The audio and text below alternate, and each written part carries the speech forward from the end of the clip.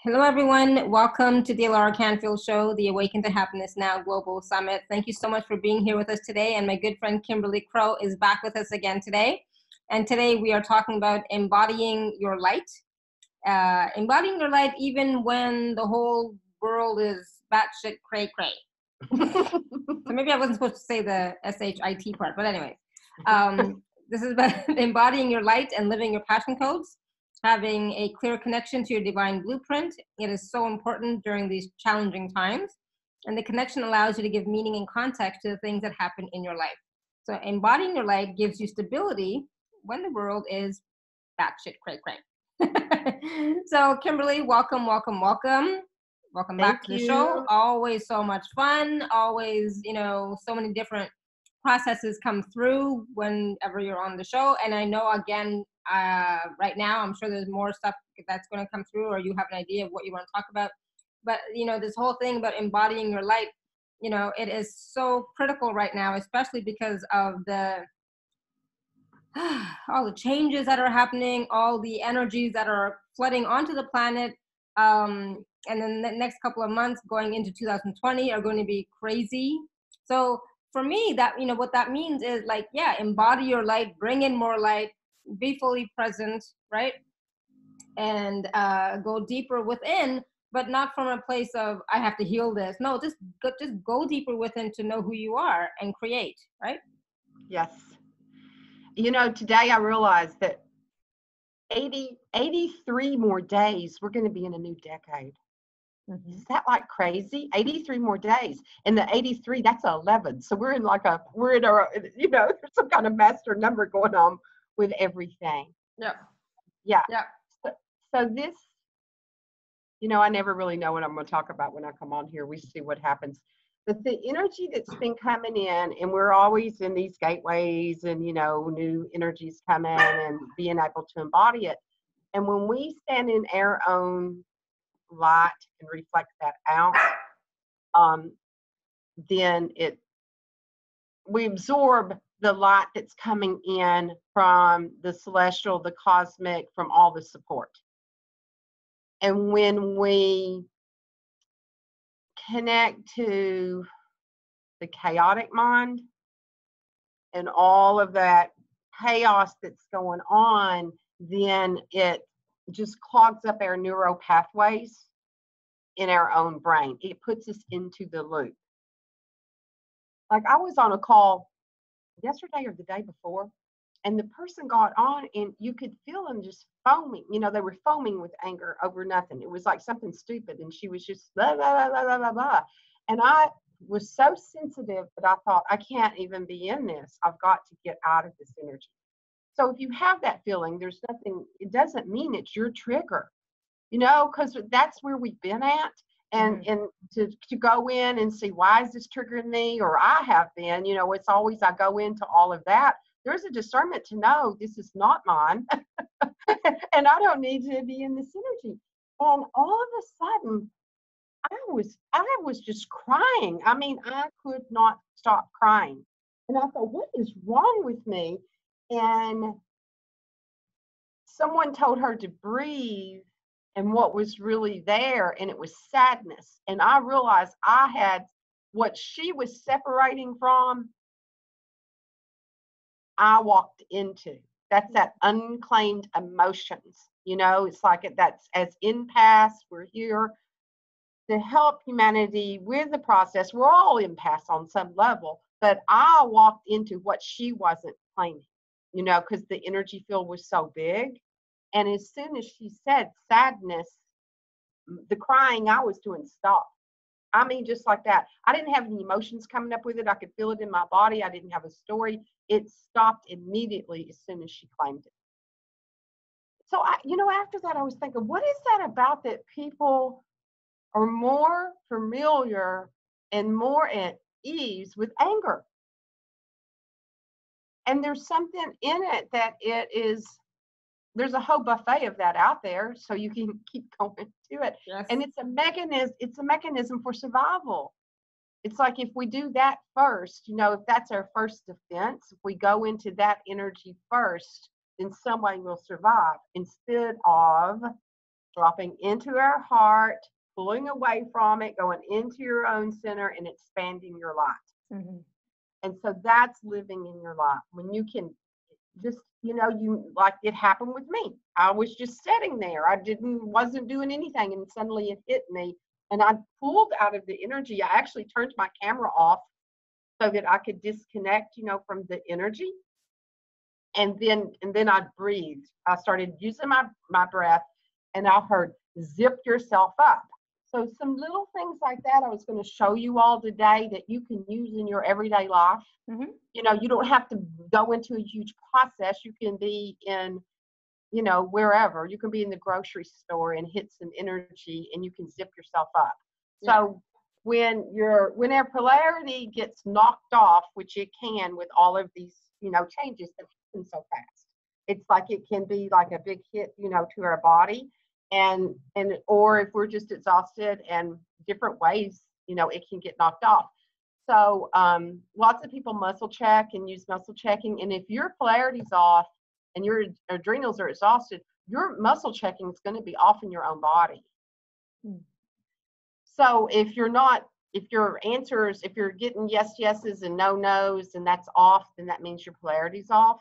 So the easy way to do is all you do is go like this and zip yourself up. That's all. That's all that you have to do. And you can do that anywhere. You can be standing, and someone at the grocery store that's in an argument, or, if you don't want to disconnect from the news, and just go like this. Just zip yourself up. Yeah. And it's so simple. It takes a second. It takes a second to do it, and it's just remembering to do it, and you can feel the energy. And so sometimes when we're trying to ground, because I realize, we're always on these things saying, we'll breathe and ground, we'll breathe and ground.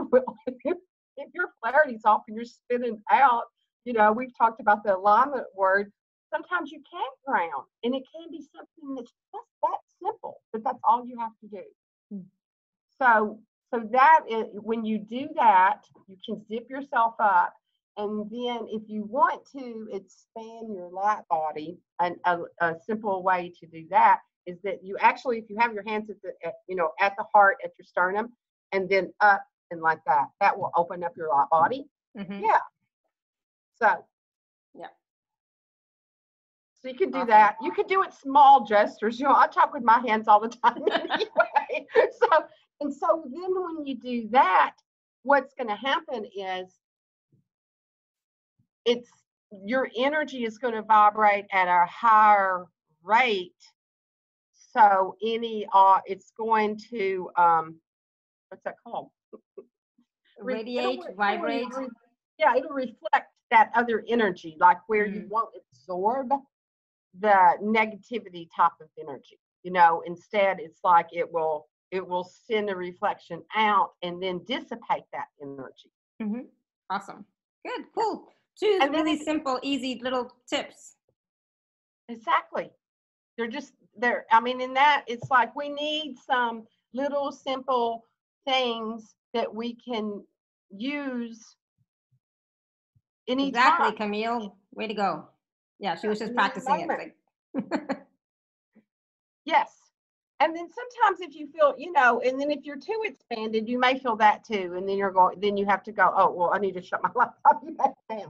And that's when we go, in the cocoon, and that's okay too. You're not turning your light off. You're just not being so expanded.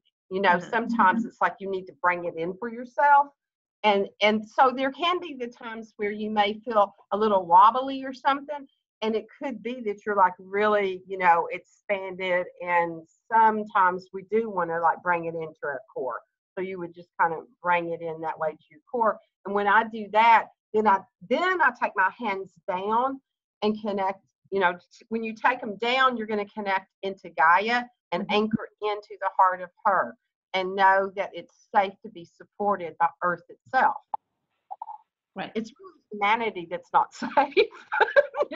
It's like we get this thing in our head, especially when we've came in from, we have some kind of memory of other places. We get here and we're like, what the F am I doing here on this planet? And it's not the planet. It's like she is the highest celestial light body that's out there because she carries all of us, in the way that she does and produces, sustainability for everybody. And sometimes people want to go out of their body and go to some other place when, you know, we are on a planet that carries huge light herself. And it's humanity and what we've done with their free will that has. Yeah, that's the problem. It's not the planet, it's the people. Yeah, and it's really not a problem. It was an experiment that we said we would do, you know. It's like we were here during this process to do whatever it is that we're doing in this awakening time. So I'm sure I had some more little simple techniques. They'll come up. Oh, yeah. One that I do. This is really fun. I just want to tell Karen something. So Karen's having a hard time hearing. So Karen, you might just want to jump out and come back in. Maybe that'll help, because the sound seems to be fine for Kim and Kimberly and myself. So you've done that 3 times. So maybe it's your internet. Okay, maybe it's your internet. If you have your video on, turn off your video. Yeah, that helps. Yeah, she already has her video off, I think. Yeah, so it's probably just your internet. But I'm glad you tried 3 times. All right. Okay, so do we talk about the energies? And then, I've got another little one too while I'm on these little things that we can do. Mm-hmm. I'm giving little tidbits of thing. Another one that they gave me one time, a long time ago, was to, I think I've told this on one of your shows a long time ago, to brain floss, to mind floss, just like you floss your teeth. Yes, I remember you vaguely talking about that, but I don't remember the process. What's that? And so I literally, just like I'm holding a piece of floss and just start flossing. So I just floss. And when I do it, I can feel all of that debris, all of those thoughts, all of that energy, you know, that was coming in where your mind is taken off.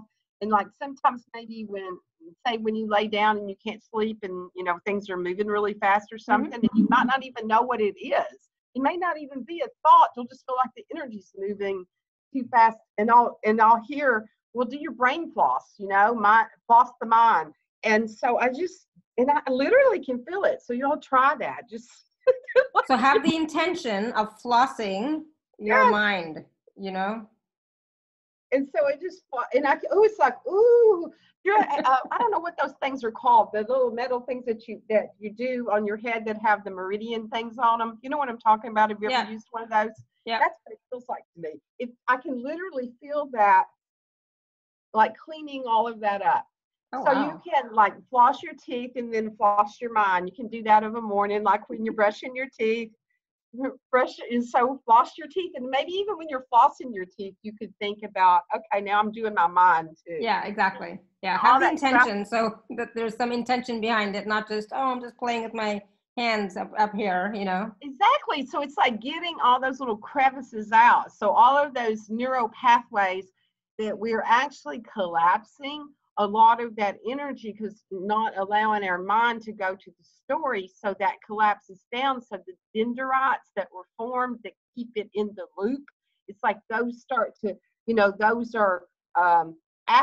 I can't say that word today. Atrophy. They're pulling away. Yes, that's it. Atrophy, they're pulling. Yeah, they're pulling like away from it.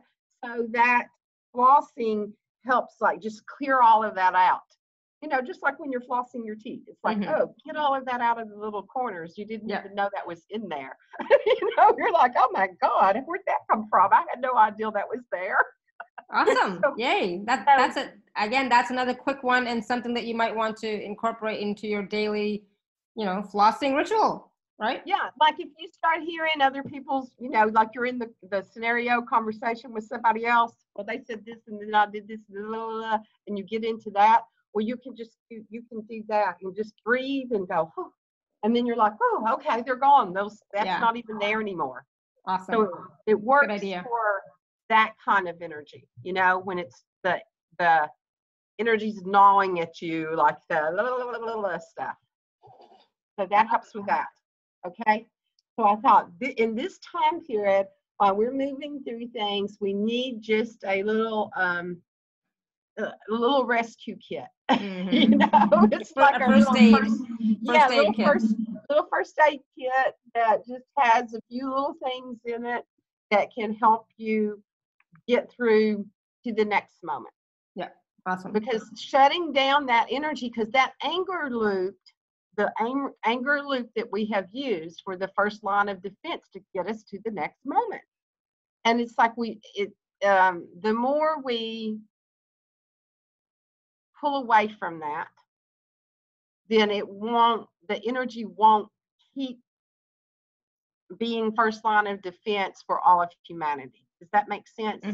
Yeah. It's like if we stop playing the game with that, then everybody that pulls away from that, then it will lessen and lessen and lessen. And, you know, each time it will be less of the energy. Yeah, it'll be less reaction and more choice and creation, right? Right. And so if you're still in, you know, like a family unit that you're functioning with other people, and if that's one of the patterns that happens in that way, or someone at work, or, you know, anywhere that's the first line of defense, then when you stop playing it, that there's nobody for them to fight. There's nobody for them to come back at that with, and they feel safe. So if you feel stable and safe in your own energy, then that will help them ground and feel safe in their own energy. And that's not about you fixing them. It's just about you doing these little things to take care of your own self first. You know, it's kind of like on the plane, you know, take the oxygen first. Yeah. So, because you can't help anybody if you don't take the oxygen first. Yeah. Yeah, absolutely. And, you know, and that's the thing, it's like we all are in relationship with other people all the time, right? So whether it's a family unit, whether it's colleagues, whether it's clients, coworkers, you name it, right? We're in relationship. That's the Traffic. deal. If you're just in the traffic. Exactly. Yeah.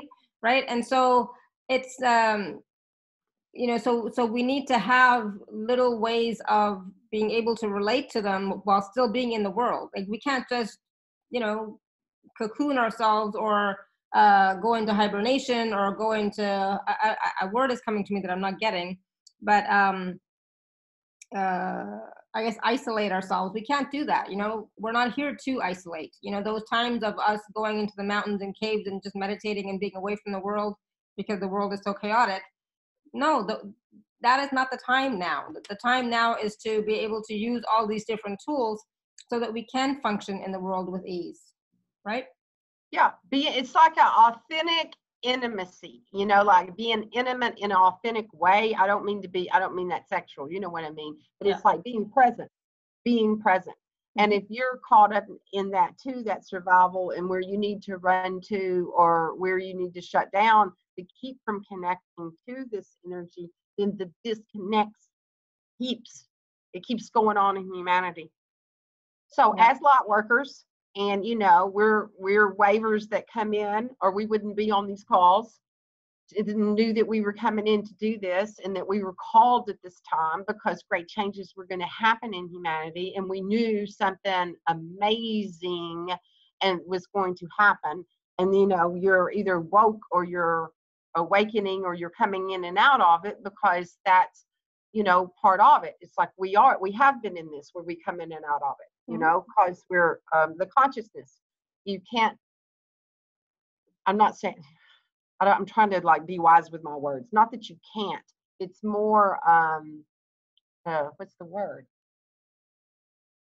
Difficult to stay. Well, I'll say it. You can't. You cannot be 24/7 at that high level. You cannot maintain it. This reality, the way it is, you cannot maintain it. So I will say it. I have no problem.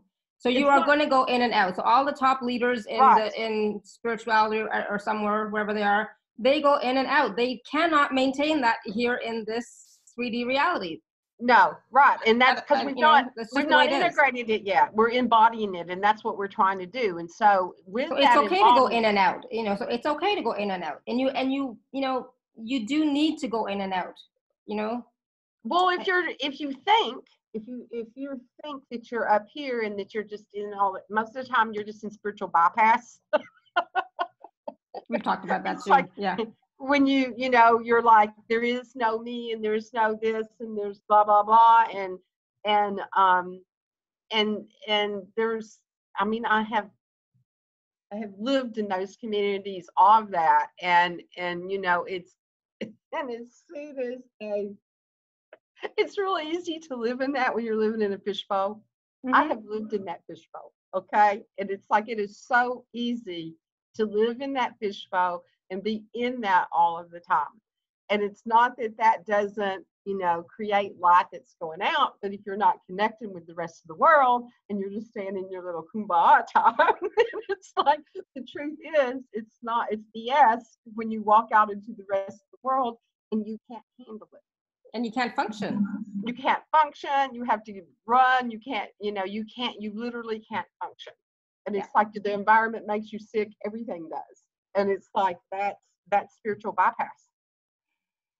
And so I know some people are not liking this conversation or this part of the conversation, because I know, like, you know, we all would love to just always be that high all the time. We would love it, you know, and you know, maybe you are there. I'm not. So I'll be honest. I'm not there. So I go in and out. So I have wonderful moments where I'm up there, I'm in the flow, and so on. And then, you know, I'm down here, you know, and I'm dealing with my crap, you know, and then I go back up and it's like, oh, okay, this feels so good. And then I'm like, oh, crap.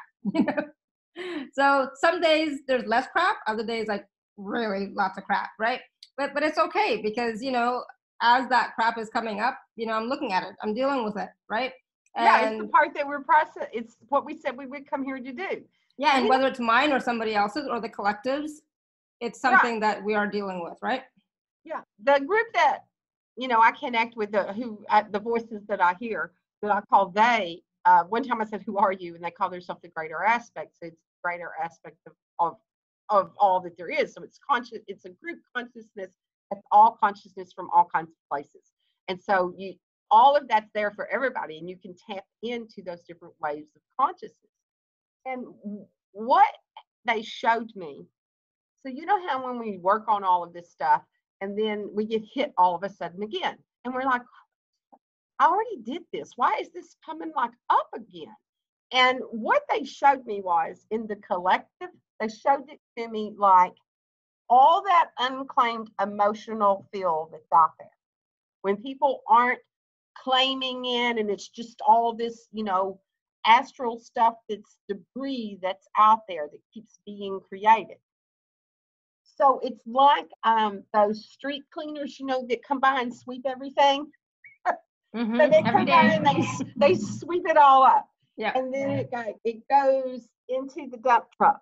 Okay. So like it gets swept up and it goes into the dump truck. And then the dump truck like goes back, takes it back up, and then it dumps it back down into humanity's consciousness. It's like it's the recycled stuff. If it's not been processed and it's like unclaimed, they dump it all back in. It's like, so it gets dumped back into the different bands of consciousness. Okay. So if you still have receptor sites to that is like not in total neutrality with you yet. You know, it could come from your own DNA. It could come from family stuff. It could come from a past life. It could be any of those things, or even what was created in this lifetime. So if you still have unclaimed emotions yourself with that, that's not in a place of just being neutral with it, that there's still triggers inside of you, then when that gets dumped back into the atmosphere, it's going to hit you. Right. You're going to feel it. It's like, oh, you go outside and there's like, there's stuff again I've got to pick up, and then you're hoarding it too. It's like, and then so we dump it again. So that's what keeps happening. It all keeps recycling, but it's part of the recycle process that we said we would come in. We would keep coming and upcycling it until it goes into a place of neutrality. So when you watch it being acted out in the mass consciousnesses on huge levels, the shadow, that's what that is. It's the shadow side. So it's just showing us, what hasn't been dissipated yet. Mm-hmm. So I get that's that. so that, when they gave me that analogy of it, it was like, oh, this is, it's an easy way to understand it, why, and then while we get hit again by the dump truck. And then so sometimes it's like it'll go right by you. It's like my trash man went right by me this morning because I didn't have my trash out on the curb. And I've told them if I don't have it on the curb, they don't have to worry about it. Not enough trash for them to take. And so they love me because I'm always kind to them. So they drove right by today.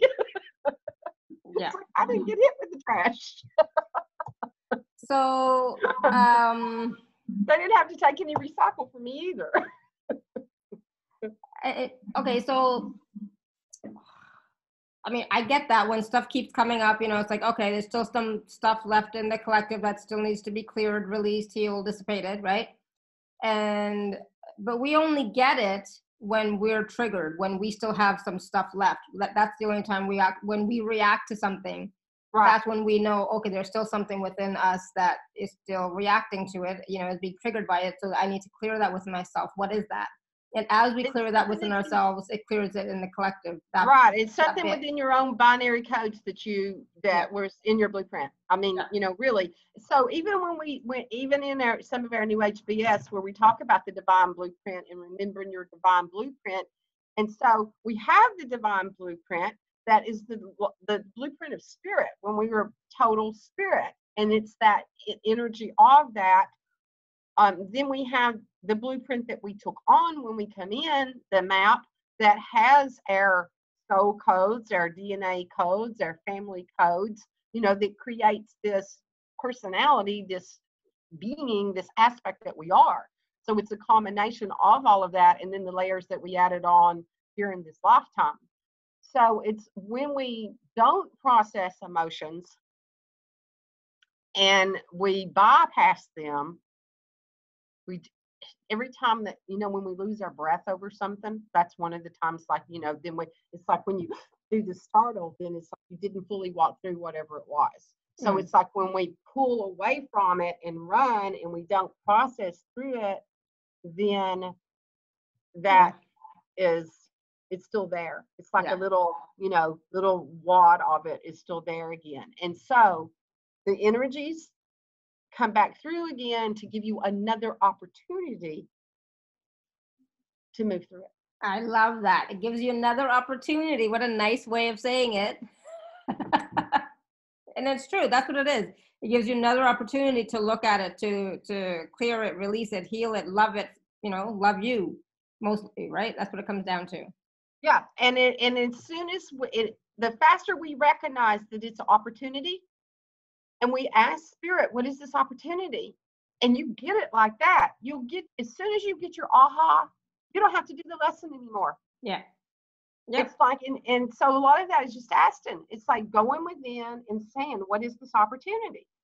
Instead of, being like, damn it, it's me again. Blah, blah, blah, blah, blah. Instead of going into that or into the victim energy of that this is happening to me, and that someone else did this to me.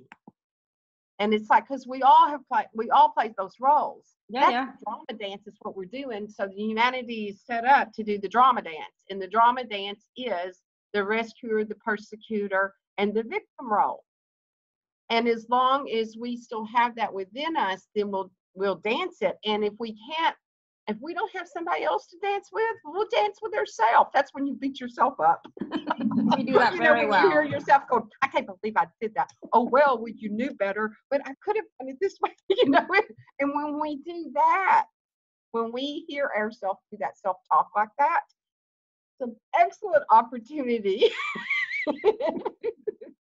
to go within to what is it that wants to come of light.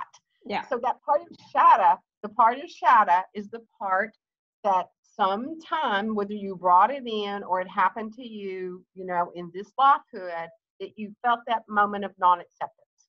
Mm-hmm. And we shut it down. Like we come in and we have this, house with all these lights on, and then somebody walks in and goes, ooh, why'd you paint that color? And then we go, I don't know. So we shut the door and we don't let anybody else ever go in there again. Yeah, absolutely.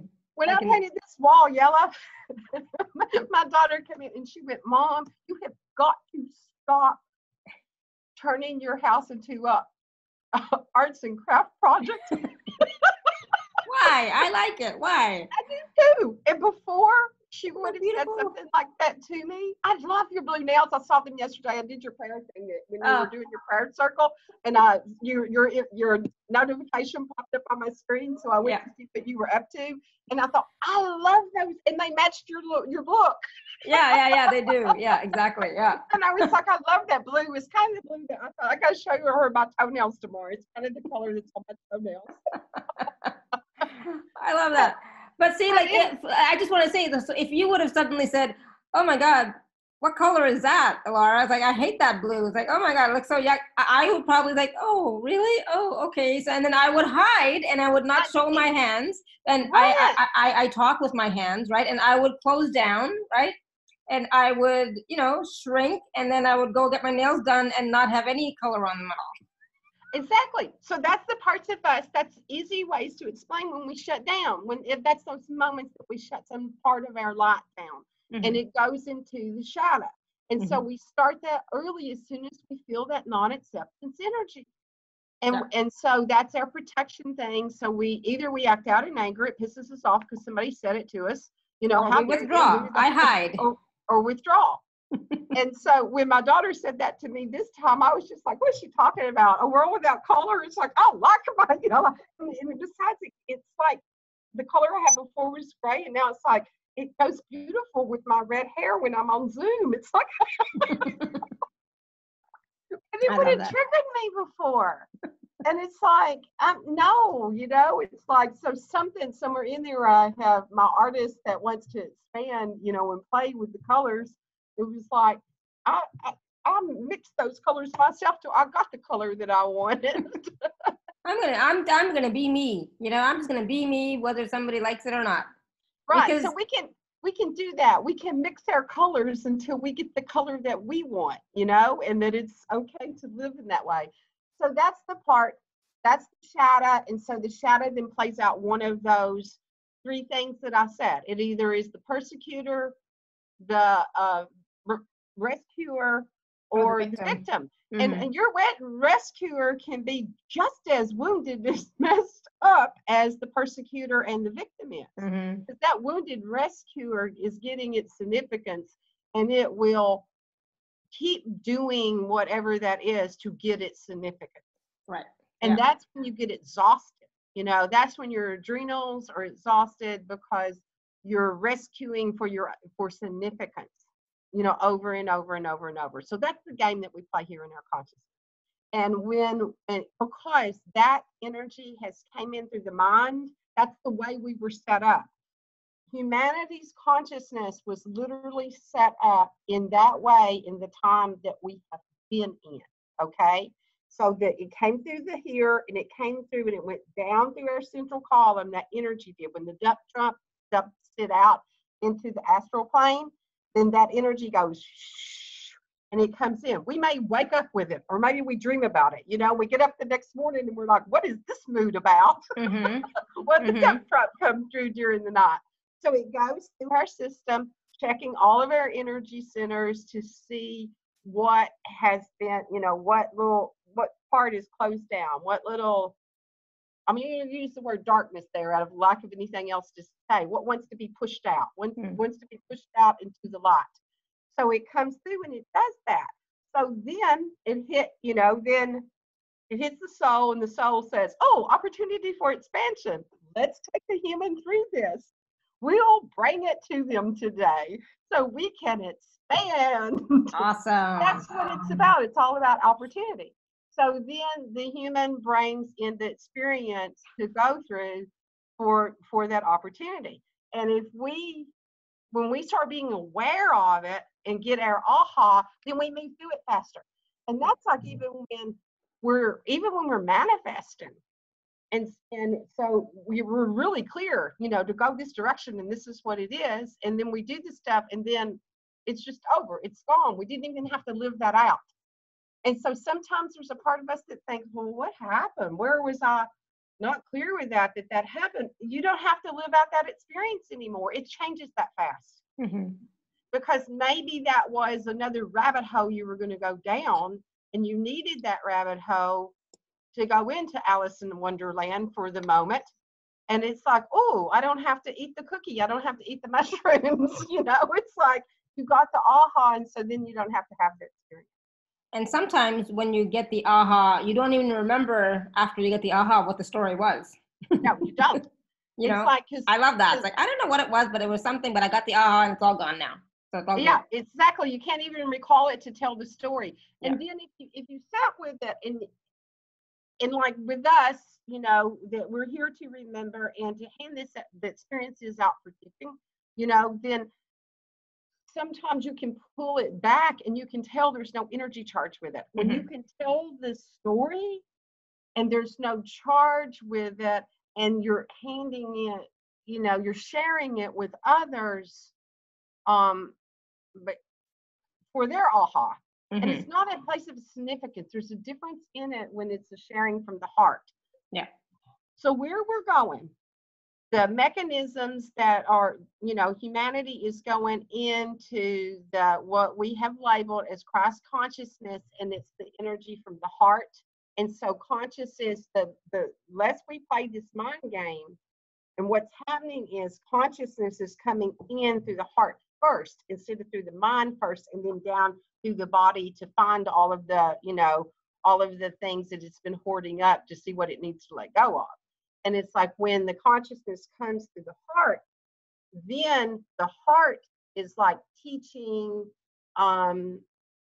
it's the pure energy, and then it teaches it back to the mind, you know, like it brings it back into the mind for the clarity.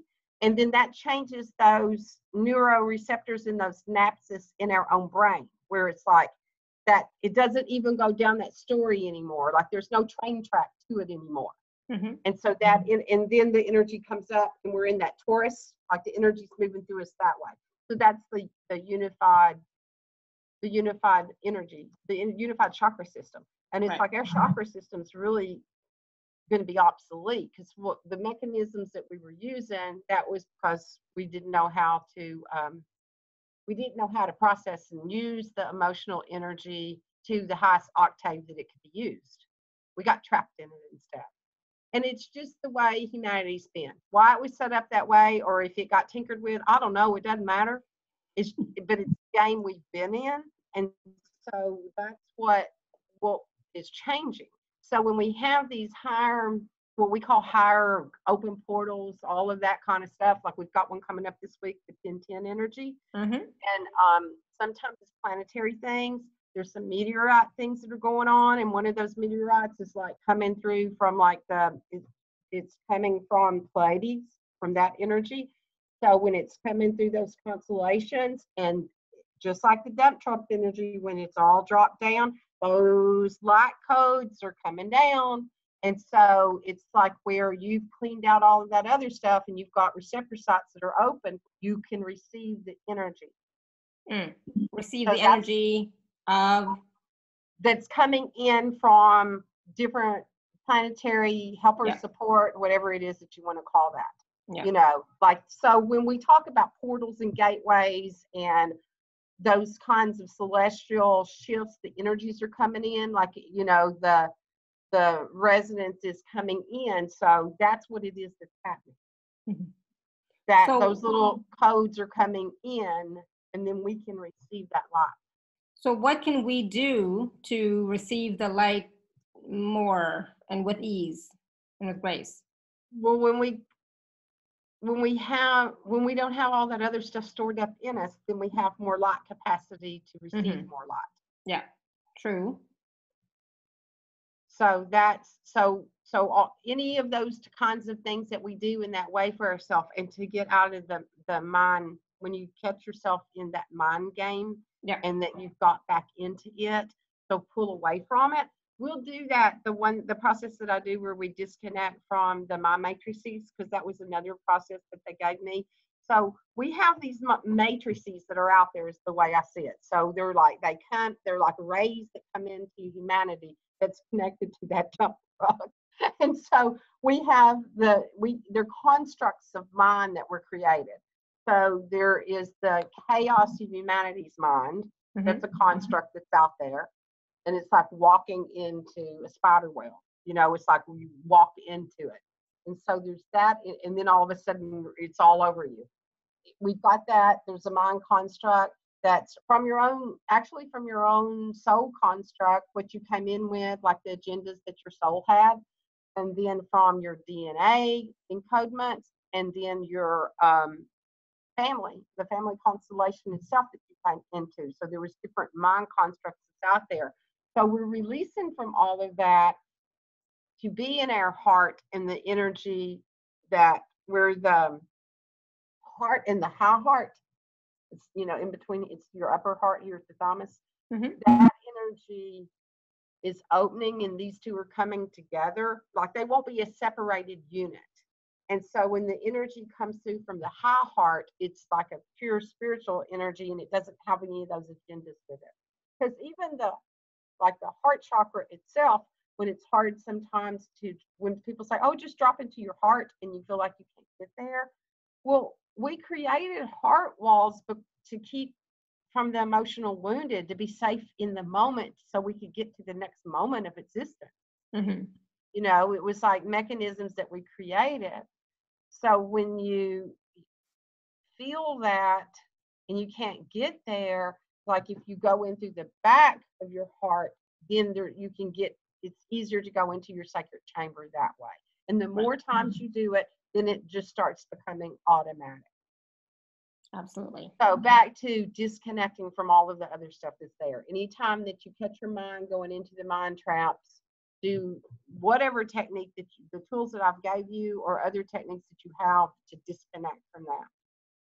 So I have a question from Karen, and she says, I'm becoming isolated because of all the negativity from people. I can't take the empathy. I try to disengage all the time, get neuralgia, migraines, etc. Any advice? And that's where she would like some advice, because she's feeling like she's really isolated. She was still, you know, can meet nice people, but she's been trying to clear these negative feelings for about 10, 15 years, lots. And she's asking, could I be making it worse? Number one, no, you can't be making it worse, Karen. But go ahead, Kimberly. Let me look in it. I'll look in her energy and see what's going on. Not Kimberly. Yeah, go ahead, Kimberly, for Karen. Yeah, I'm going to look at her own personal energy field. And so whatever I see in her, if you resonate with it, the energy will go out to you too. Okay, so let me drop in, because I felt while you were talking, I could feel something at her axle and axis. Okay, let me pull out and disconnect, and then go and connect her energy.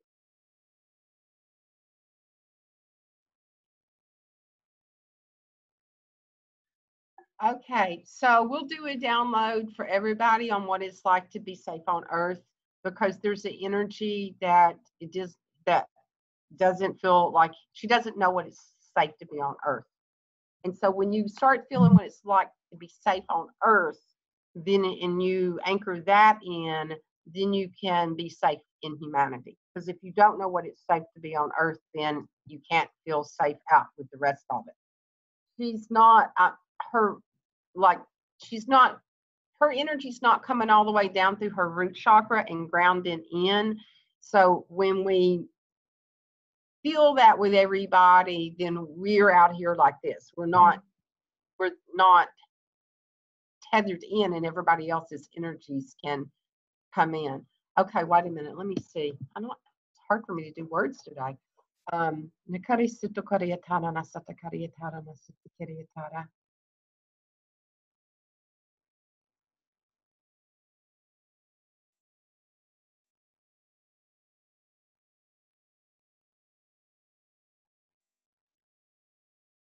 Feels like there was a lot of chaos in her family system. So if it wasn't, it's like somewhere her system's picking up chaos in family systems.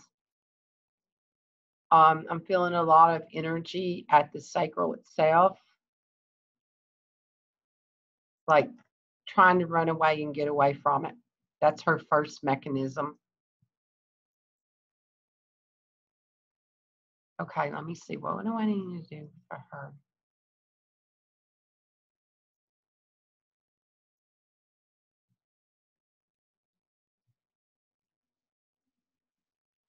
Actually, her connecting to nature is going to help her. That's one of the things that she's not getting enough connection to nature itself. That's going to help stabilize the energies. Okay, let me do this download for everybody right now on what it's like to be safe on Earth. Okay. So just breathe in.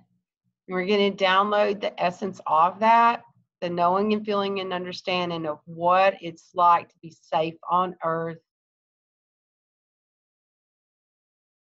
There's a lot of beliefs out there that I have to hold on, and it's like holding on to the memories of times when it wasn't safe.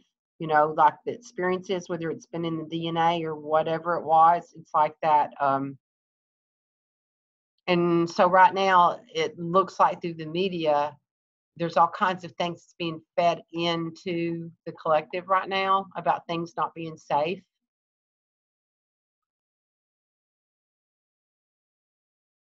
So I feel a big fear within the whole collective of this whole group of letting go of that, of letting go of that it's not safe to be on Earth. But like they're holding on to it like security blankets. Because if I let go of this, then what if something happens? And then I knew the whole time, well, if something happens, then it was time for us to leave. We don't go, I mean, we just go into the next existence.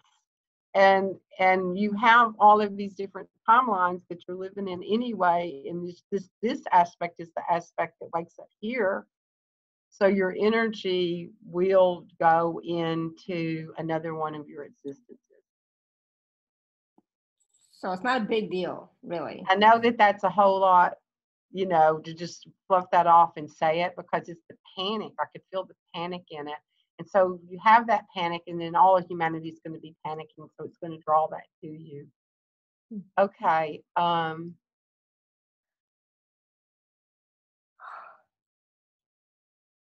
I'll do some more processes with that, because I'm seeing some stuff in like the solar plexus and the root chakra. Feels like changing out the light bodies again. I think we did that last time on here. We got just pushed out. You just got a whole new, it's not about repairing anymore, is what they're telling me. It's about receiving the new light codes. Mm-hmm. So I'm hearing for her to open up her light body when she's feeling like that, and then ask to be downloaded with the next level for herself. So Karen, stay on the call. We're going to do some more processes, but you know, afterwards. She can see if that made any sense. Did you all feel that the energy of being safe to humanity? Did you feel the shift come in? I was yawning, so yes, still yawning. So yes. Yes, Lisa says. So there was also a question from Linda. How do we influence those who are negative that want to impose on our goodwill? I'm assuming that's the question. So somebody who's negative is imposing on us. How do That's pretty broad spectrum, so I don't know how she means that. How is it? Someone in her family? Is it somebody? So Linda, if you're here, you want to come online and ask? Sure. There you go. Go ahead, ask. Yeah. Hi. Yes, it's somebody in my family that does do that. And it's not just me, it's also my daughter, and she's being imposed upon too, quite a bit. So what's your fear that, because you have a fear of survival, that if you don't stay in that, I mean, it's like you're giving your power to it, was what I was saying. So yeah. That's why I asked the question. And it's like, so there's like the fear of the change itself. So I'll just stay in it. What's the payoff of staying in it? What's the payoff of staying in it? For me, it's monetary and survival, and for my daughter, it's the same. Yeah. So what's this opportunity? What have you employed this being to be present within your awareness, the opportunity? Because we draw that to us until we get it. You know, they have to keep acting it out, because whatever it is, if you don't, when you don't need that anymore, then that person doesn't have to play that role for you. It doesn't mean that that person is going to dissolve and that they won't exist anymore, or they'll walk out of your away from you. Sometimes that's not, sometimes that does happen, but sometimes that is not what happens. Sometimes all of a sudden they don't have to play that role anymore. Do you know how hard that is for them to play that every day? Say, I'll be the one that does this.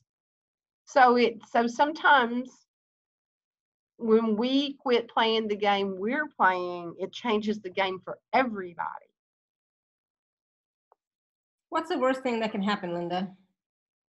Me? For me? Yeah. What's the worst thing that could happen if you suddenly started behaving in a different way and said, no, I'm not accepting this anymore as my life? Well, I'm kind of moving towards that right now. I've had 2 opportunities just in the last week that have been kind of really a blessing. And so I think I'm starting to grab my own power and keep it there. I don't think it's the same for my daughter. Well, she has her own journey, right? Exactly. Yeah, That was exactly what I was I going to say. Yeah. I agree. And when you do your work in the generational stuff, when you do that, then it can happen for her too, because what you're not doing, then she has to play that game too, if it's a generational thing that you both signed up for. And as soon as you stand in your power and take your full empowerment, then that leaky energy that you're not processing, and when you process it, then she won't have to.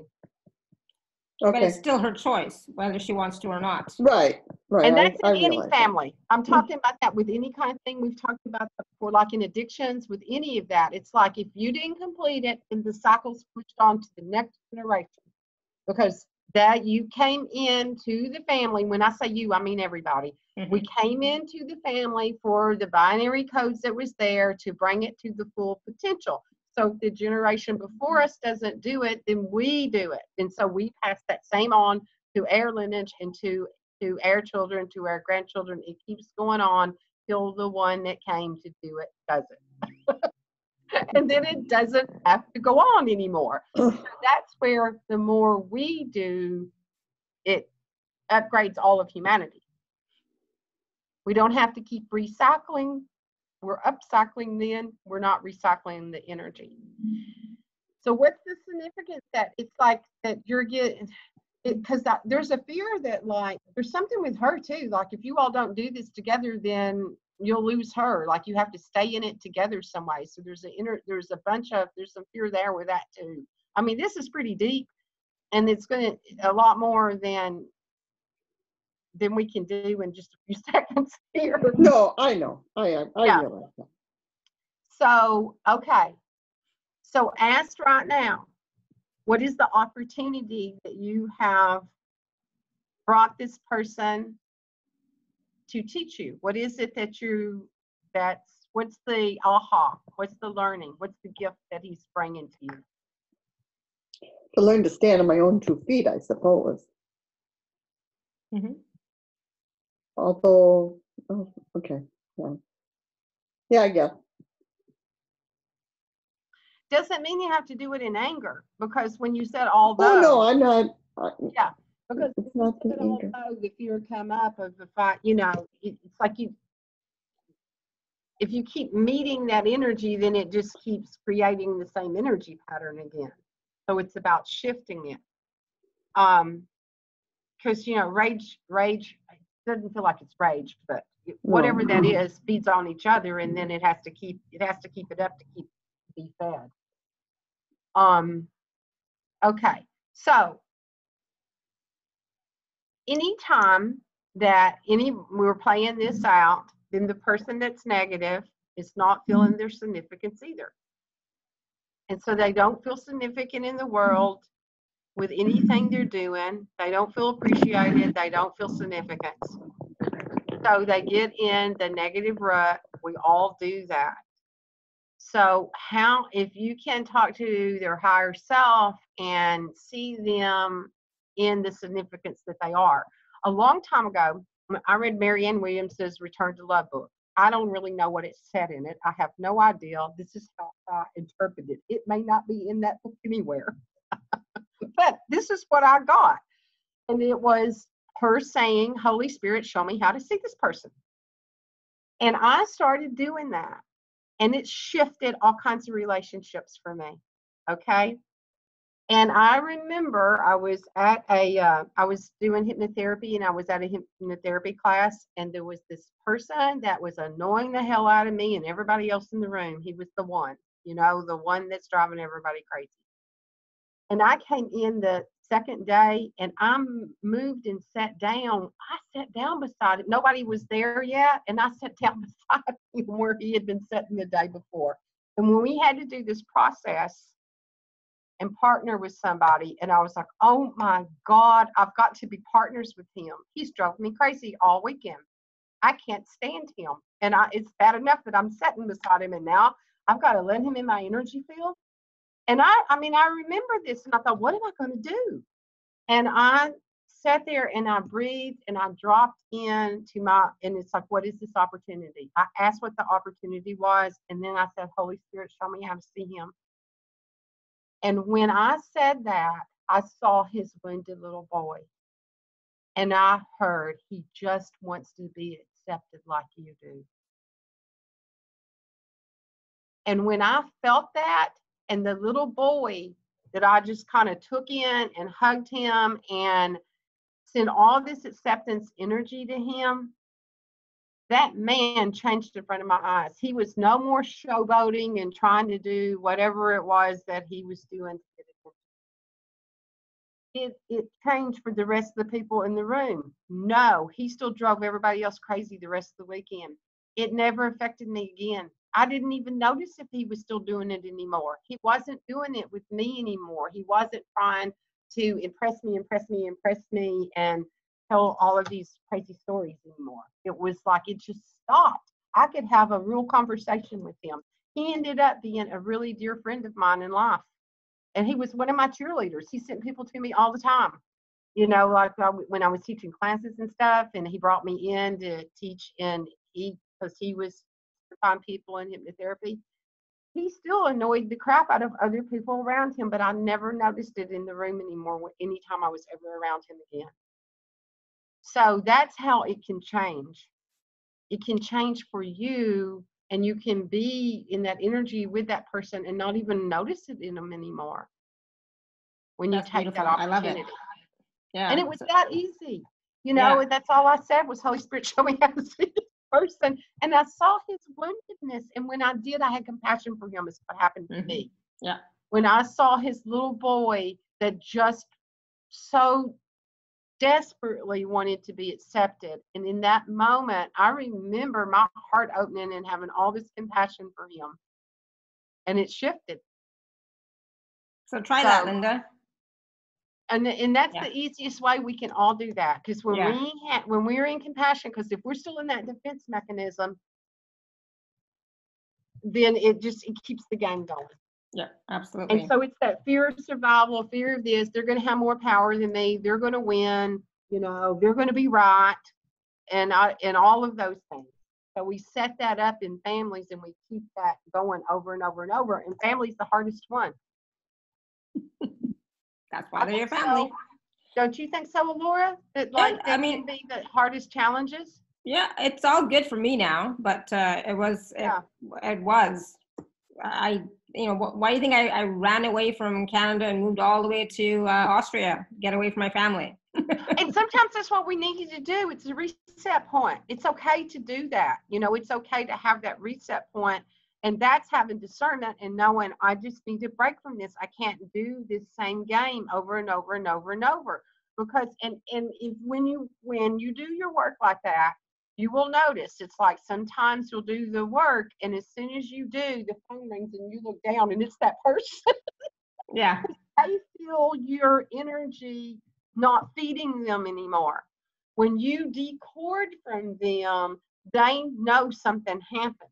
They don't know what it is themselves because they're wounded themselves, but they Yeah. know something happened, and they'll try to hook back into you.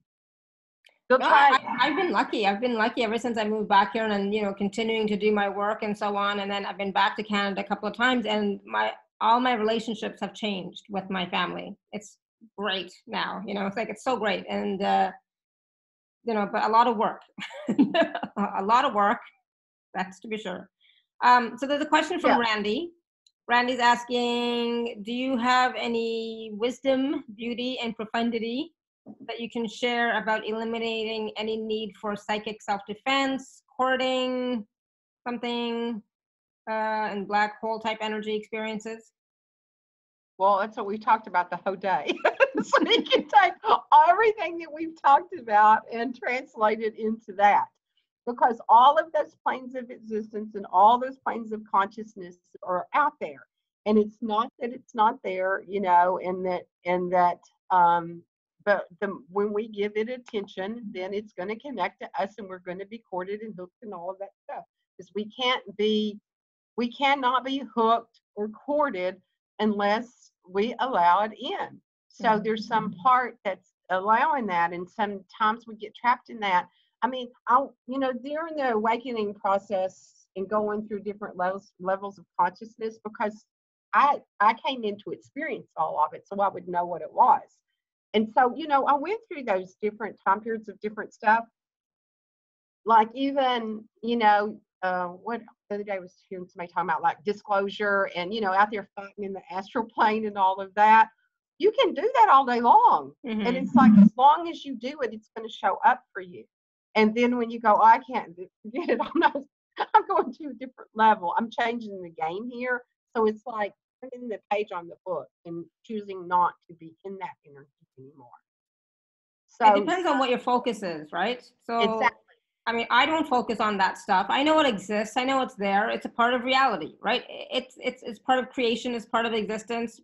Right. Awesome. And it may be somebody's job. I'm not saying that it's not some people's assignment. It may be. It's not my assignment. And it's not mine. And so that's not my focus. I don't focus on that, but I know it's there. And when it comes to, protection, I don't really do a lot of protection stuff myself anymore. I think I did at the beginning because that's what I was told by all the teachers, right? But I really don't anymore. I maintain my energy, I clear my energy and all that kind of stuff regularly. Dropping into your heart and doing compassion is the biggest line of defense that you can have with all of that, with all the energy hose and the sucking energy of everything.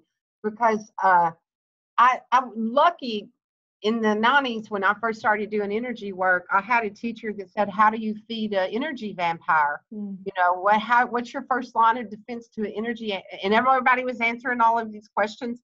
And she said, you give it love.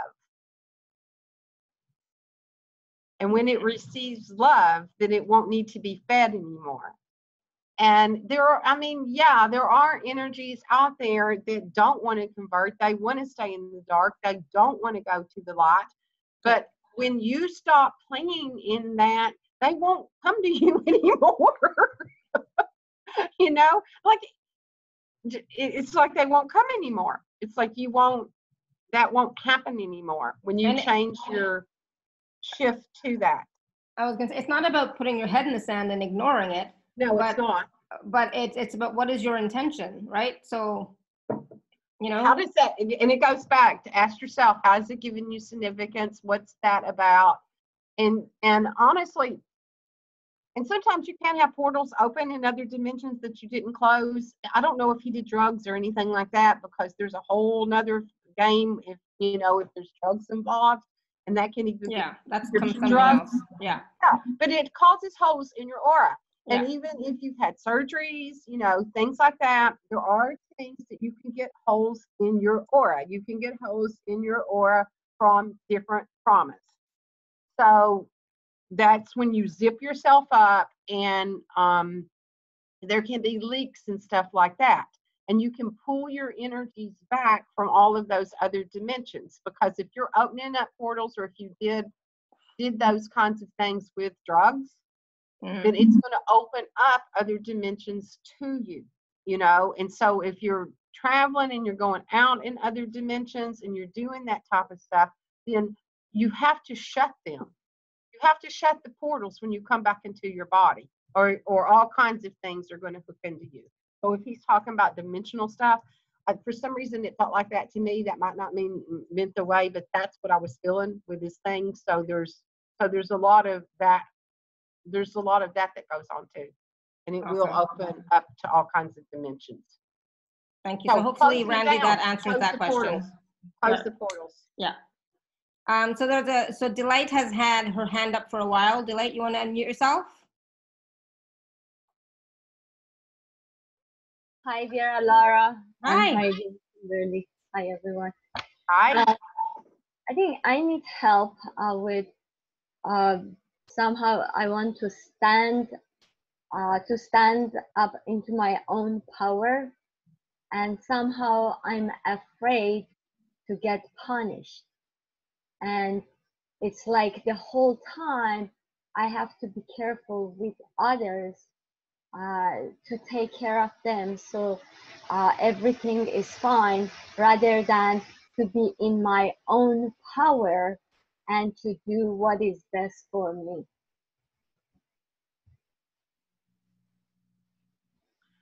Okay, so let me look and see. You've got things going on in 2 or 3 different levels, because you do have some stuff that happened from like soul, where when you stood in your power, you know, the belief that something happened, like some trauma happened, and so you brought that in. You also have things in your lineage that it wasn't safe to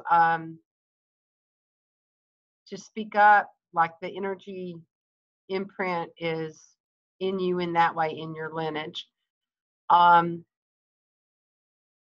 Is your lineage like a really like masculine, male dominated type of energy? Oh yes, 100%. Especially my father's side, and I'm from Iran. Yeah. So that's like, I can feel that really strong in the field. Okay. Let me see. What can we do with that?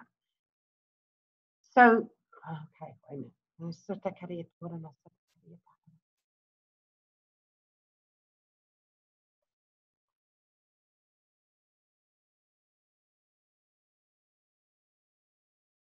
Yeah, it's not safe to be you. It's like not safe to, there, like even the energy coming in, like your birth, everything, like it's not safe being a female. It's not safe being that here on earth, in the culture, like in your family, like all of that energy's there in your code. So a lot of other people probably have it in different ways too. And let me do a group activation on everybody to clear that out, because that's what's got to leave, because that's that old dominating masculine energy, that it's time for that energy to be reset. So you came in to help reset that energy, and that's exhausting for them too, to keep the energy up in the way that they've had to, you know, until this change happens. And we're in this energy right now, that the energy that's coming in on today and tomorrow and through the 10th, through this, is that standing in our own power. And it doesn't mean we have to go out in the streets and fight. It's not that standing in your power that way, but it's more about manifesting what it is that you desire, and to focus in that way. And that when we start connecting to that instead of what's not, and what we have to, what we've had to fight for, what it has been, it's kind of like just to move into, it's retraining the brain in a different way, and to use our focus into to connecting into what it is we want to create and what we want. What do we want to see for this next decade, you know? And so they told me yesterday to start journaling, to get up every day and to journal my wants. You know, like somewhere in here, we think that we're not supposed to have wants and that we're always doing all this energy with the passion codes. So the energy, the passion came as a being to me because all of this energy, all consciousness is like a being. And then after I did the work with the passion codes, then passion said, I have a friend that I want to introduce you to. It's called Desire. So start working with desire. And then yesterday I got, it's okay to have, you know, to want something and to just write them all down. It doesn't matter what it is, you know, to just write it down and allow yourself to bring that energy to you, and that will connect you to the energy of desire. And then it sets an energy up, a connection to bring that to us. So that's what it feels like for you to start doing in your own way, like whether it's just in a journal of what you want to dream in.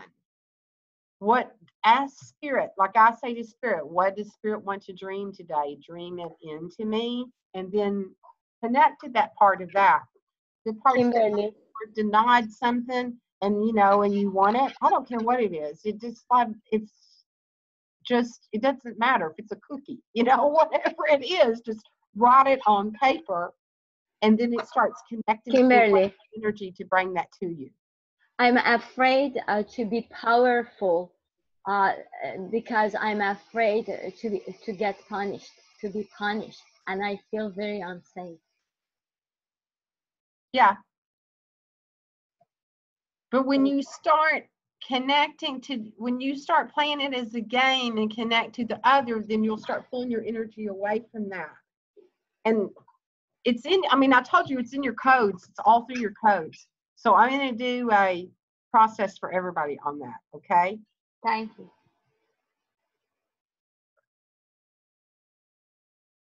Okay. You know, there's the traumas that are, I mean, that were real traumas, you know, real experiences that people go through. And that it's like there's a whole post-traumatic stress, you know, within your system. And though, I mean, that's real, you know, it's like we have the energies of that it did happen. It's real. You know, people have had their heads cut off. And it's the part that it's like it's real for speaking up for who they were. So that's control, and that energy wants to stay alive by keeping the fear. And so by feeding it the fear and staying in the fear, it gets to stay alive. Yeah. So when we start pulling away from that fear, then it will no longer exist within you. That's the same as what I've talked about with everything. I mean, this is a bigger story, but it's the same thing. When we start reducing that within us, then we won't carry that energy anymore. But in some parts of the world, it truly is not safe. No, it's not. I mean, Right? it's not that, yeah, but it's like, and it's not safe in certain, you know, realms of existences and stuff. Yeah. Because that energy, when you chose to come into a certain binary codes, lands, and areas, your soul said, I will come in there to be the one that changes this. Right. And so we chose to do that. So that goes back to everything that we've talked about. It's like, what was the opportunity? What is the opportunity? And when we start connecting to that and what our truth is and what the gift is that you brought to humanity yourself and anchor that in, then it starts changing it. Because it's been ground into, you know, the land itself. Yeah. And so sometimes, you know, on a soul level, you know,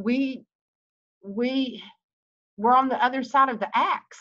And so this time we came in to experience, you know, all of it. We may have been the persecutor last time. Yeah. And that, you know, and so this time we're coming in the other side of that. And even if you weren't, if it's in your DNA, the encodements are there, and it doesn't really matter which side of the trauma you stood on. The trauma's there. Does that make sense? Were you what we call the victim, or you were the persecutor? Mm-hmm. It doesn't matter. It's the same energy when it's all energy. Mm-hmm. True. So there's so that's within her to find out what that opportunity was, and what did she come in to bring as the gift, and to move through that. Awesome. So I have. So power is not I'm seeing too, we need to do some work with that, because the word power itself needs to be rewired with everybody, Mm-hmm. because power is meant that someone is dominating over someone else. And so there's like a misuse of that energy within humanity. And so it's misused within the system. So I'll download that energy too, the truth of what that is, because for her, if she stands in her power, then it's going to draw too much attention, and then the fight starts again. Mm-hmm. So it's like that needs to be decoded and brought in from a different perspective. Do you do the activation now? Do you do the activation now? I'll do it in the group. Yeah. Yeah, we're going to do a group activation in a few minutes. Because everybody needs it. Everybody that's talked, every single person, whether you all can see the thread or not. I don't know if some of you all can see the thread, and it's like they're asking me the same questions. It's in a different way. Mm-hmm. And what it is that it's in their life, but it's actually the same question. If I stand in my power, I'm afraid to stand in my power. Yeah, I don't feel safe. Yeah. I don't feel safe to stand in my power. And it's like that's been the thread that's been running through the whole container. Yeah, and so then here's there's just two more quick questions. And Melissa, I'm not really sure about this question, but she said last week, I'm just going to go to the end part. Last week, negative thought forms that don't run in my jargon became prevalent and kept telling me to give up. Now the dream has been thwarted and it's an illusion. The light has won. So what does giving up mean, right? And why are they telling you to give up? So she said, please, can you address this? I feel like I'm on a tipping board.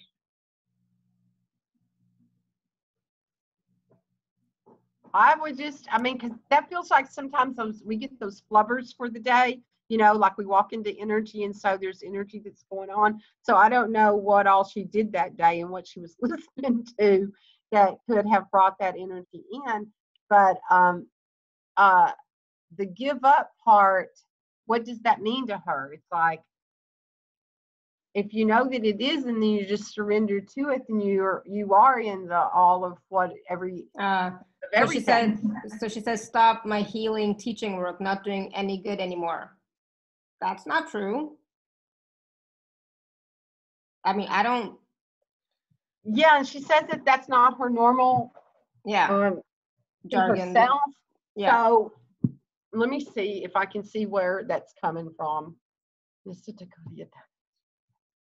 I wouldn't listen to that myself. That's all I'm saying. I would just mind floss. I would use the mind floss. Use the mind floss. That's a good time. That's an exact good time to use that one. Floss your mind when that, and then see if it's still there.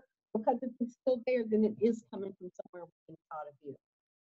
So if it's coming from somewhere inside of you, then what I do myself is I go to that part of me, that the shadow part, the child that feels like it needs to hide, that that it's too much or whatever. And then my process is that I connect with my own child, just like I talked about this guy's, Holy Spirit, show me how to see this. And then use whatever techniques, because I have a ton of different techniques that I use. And it's not always, even when I do my own work, it's not always the same thing that I use. So that's what it feels like to me. I mean, she's saying that it's not her normal thing. So first I would clear off anybody else's outside thing. Honestly, I swear it. I don't know if she worked on clients that day. It feels like she picked it up from a client. That's what I'm getting. you know, because sometimes when we're working with people, and so if they have the thought, why am I doing this? This isn't working anyway. So I don't know if she had a client load that day or not, but that's what I'm getting, that she picked it up from somebody like that. So if we're picking up things from our own clients when we're working with people and doing healing stuff, then look at yourself and how are you more vested in it than they are? You know, how much of your own energy are you giving to it? And so make sure that you clear, and that's when you do your, what we have called protection, but it's more clearing. It's cleaning yourself off, you know, cleaning the debris off. Yeah. And that's another thing, zipping yourself up and then disconnecting from them too, to make sure that you disconnect from that energy. Yeah. So if it's not yours and you know it's not yours, then you say, that's not mine. And let it go. Kind of you push it away, and yeah. And then that's because I kept getting it was a flubber for the day. So that's what I'm getting. That she actually heard a client's thoughts. Yeah, she said bingo. It's from outside. Awesome. So one last question from Jennifer. She says, I feel I'm running up against a wall with commitment. Commitment of what? She said, can you help me understand this? But what type of commitment? A wall with what type of commitment, Jennifer, if you're still there?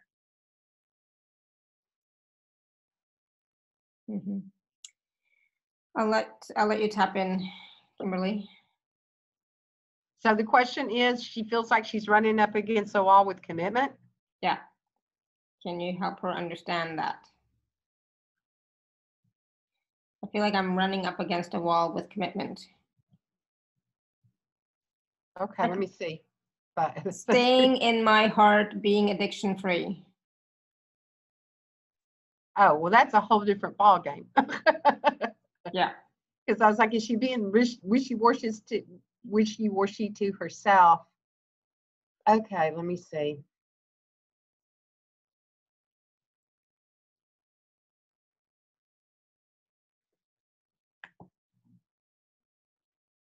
There's an energy there, and that kind of goes with everybody too. That sometimes it's just easier to stay in what's familiar.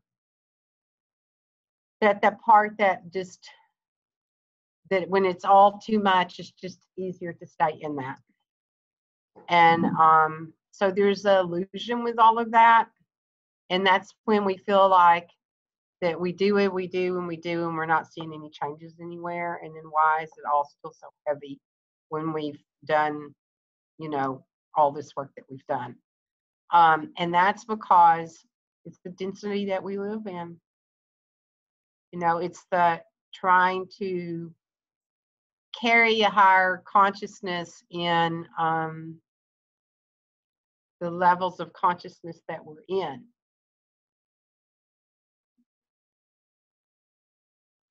She's got some acceptance energy going on too, with still not feeling that wherever she hid her self-love at a long time ago, when she first felt the non-acceptance energy, and she hid her self-love to she said, is it fear-based? Is it fear-based? Yeah. Yeah, for sure. Yeah. So where she hid that at, and then hasn't brought her full embodiment of her self-love, like it's that free gift that I gave to the thing is that's embracing your self-love. Listen to it. What was her name? I'm sorry, I lost Jennifer. Jennifer. Listen to it, Jennifer. It's on the thing somewhere that you can download it, and that one helps. And the more time you listen to it, it does help. That one really does help, and it's connecting to your own self-love, because when we feel the non-acceptance energy when we first get here, we hide our self-love so nobody can steal it from us, and then we forget where it is. And so the addiction stuff, the world being too big, I mean, you're obviously an empath if you've had things like that, and sometimes that it feels easier to just stay in that energy than it is to embody that. But when you bring that piece of self-love back, then you'll be stronger with your energy, because that she's still looking for that. Yes, she said, I have it. We'll continue listening to it. Okay. Awesome. Good. That will help.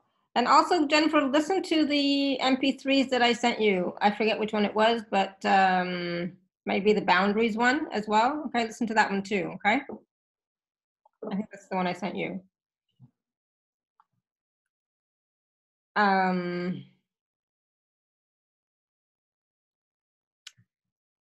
So Linda says, I'm hearing that for most of us, being pulled out of where we choose to be and where we really find ourselves. I don't think that we're being, when you say it like that, it's like we have no power and we're like a victim. I don't believe that. I believe that, wherever we are, we're choosing to be there because we're not choosing something else. Yeah, in the long run, there is no such thing as a victim. The victim actually is the wounded one on the field. And it's bringing the energy to you to be empowered. And those roles that I talked about earlier, the persecutor, the rescuer, and the victim, you're going to play out one of them. And so that energy that's got labeled as that, it's actually the one that's sending out the light that's going, wounded one, wounded one. It's like, I need to bring this scenario to me to stand in my power. And so it's the one that keeps sending the energy out because that part of the inner child, the inner part has not got the part, it hasn't come out of the shadow yet. So it will keep playing it until it can do that. And so lots of times those energies do come in within the family constellation. That was the codes that came in with it. And then you carry them because it's the part that wants to come into full light. And when you no longer carry that vibration, that archetype is what it is. When you no longer carry that, then you get to play another game. You get to dress up in something else. It's like, there's another dress up game to play. There's always something else to play.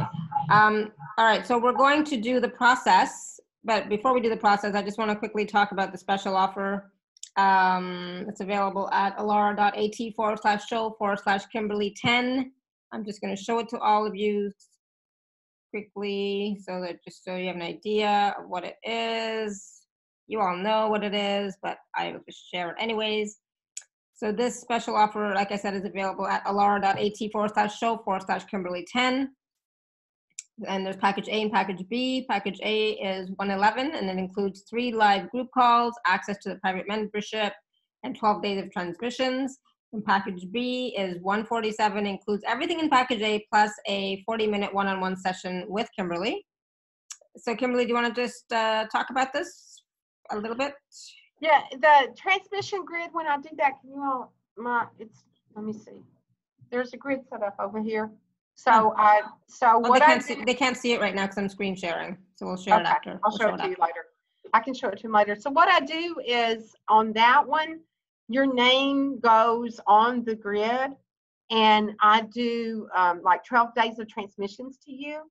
So what I do is I set and I connect with Gaia to the greater aspect and to the group consciousness. And so you're put on the grid. And so every day I connect to that energy and bring in whatever octave of frequency that will support you. And so it's transmitted to you, and it will just like when I'll do them at certain times, but like last week they had me up at 3:30 in the morning doing them, so I wasn't like live doing it, but the energy will go to you. So you just set the intention for it to happen. And so it's whatever it is that will help you in the most support that you need at this time. And so that's what happens with the transmission grids. And then you'll be on live calls with me where you can ask questions. I'll bring in transmissions. Usually I tap in to whatever is happening in. Oh no. Oh no, did I just lose?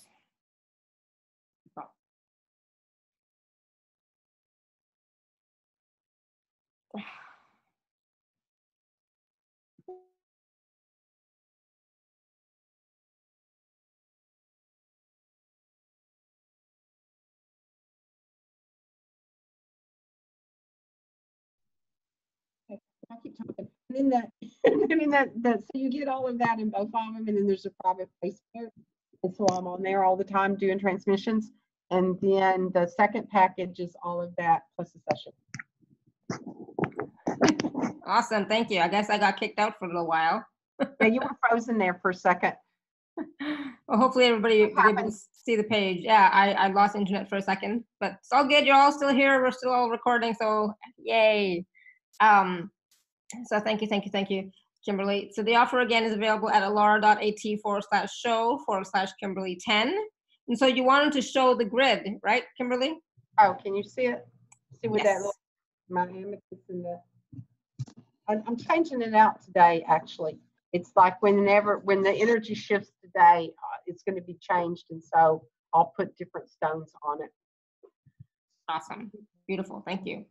All right. So we're going to do the transmission or the downloads and all that stuff we talked about. The process. We can't hear you now, Kimberly. You can't hear me? Oh, there, you're back now. You're good. You're back now. Okay. Do I need to get closer to it? I need to make sure I don't put my hands in front of me. Yeah, you're good now. Okay. So I see the matrices that are out there and the things that are connected into us. And so when I look at it in the group container, I'll see what is affecting you all the most. And so we'll disconnect from that, and then I'll speak in light language, and then I'll walk you through a process. So just receive. Don't get in your head and worry about, did I do this right? Am I following her? Am I doing, what I'm saying? Because I see it, so I'm talking about what I see. But if you don't see it, just receive, okay? Not just. Somebody asked me the other day, what does just mean when you say it? And I asked Spirit, what does just mean? Oh, it's been projected on actually by somebody. And I got that it brings energy down for people. When energy's too high, and then when we do that, it brings it in so people can actually absorb it. And so it's like, they were like, that it was a devalue word. And I thought, that's a projection. Sometimes words don't mean the same thing to everybody, True. So just receive. I wasn't Allow myself at all. Yeah, exactly. Yeah. So that's what we're going to do. Okay. Awesome. And you all can go back and listen to it later if you want to know the process and then how to do that. And that's something that I do in my group all the time too. And so the more times you do the process, then it'll set your central nervous system up to be able to just disconnect at any time. Okay. Mm-hmm. Okay. So let's all just breathe in. So use your breath to come into your own being. So just breathe. And with each breath that you breathe, the more you relax. And the more you relax, the deeper you go into this energy to allow and to receive. So I'm being told right off the bat to download the group with Creator's definition of receiving and what that energy truly is, and that it is your divine right to receive. So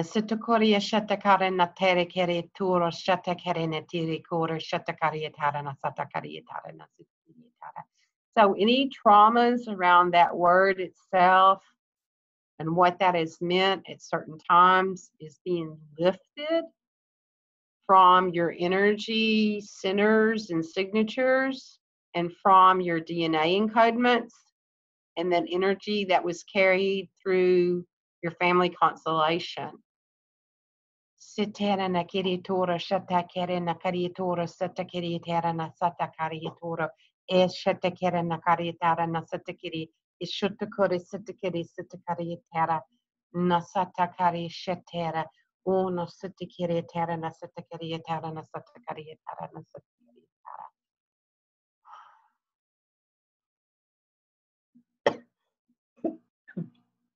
So breathe in that energy. And so we're going to ask to disconnect from that chaotic mind of humanity. So you just ask for it to be done, and it will be. So when that happens, all of your psychic energy, your psychic awareness that you sent out in front of you, you plug into that to connect to it, because you thought that somewhere in that chaos there would be an answer for you to be safe. And if you knew it before they did, then you would be safe. So we're going to release from that energy and feel your own psychic energy come back to you into your third eye. And from what's inside is the truth of where your answers are and your own true discernment. So it releases you from the entanglement. So breathe that in and feel what that's like to come into your own awareness.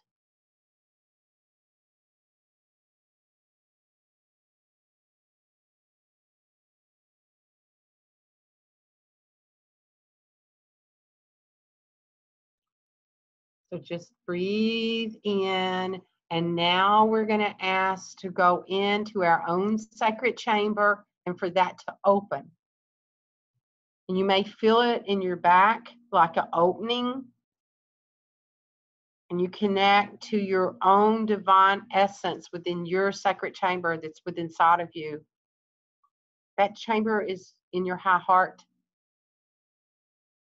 And you may see a doorway, you may feel it, you may just feel the divine presence.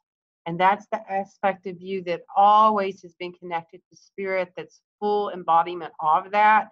Your master all-knowing energy that understands the big picture of everything. So feel that energy and the love and the support of your own divine essence. And allow that energy to go into every cell of your body. I'm hearing it's all okay. It's okay. It's safe to be on earth.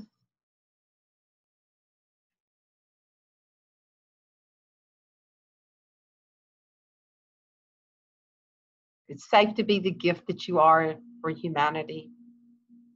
And it's safe to be here in this time.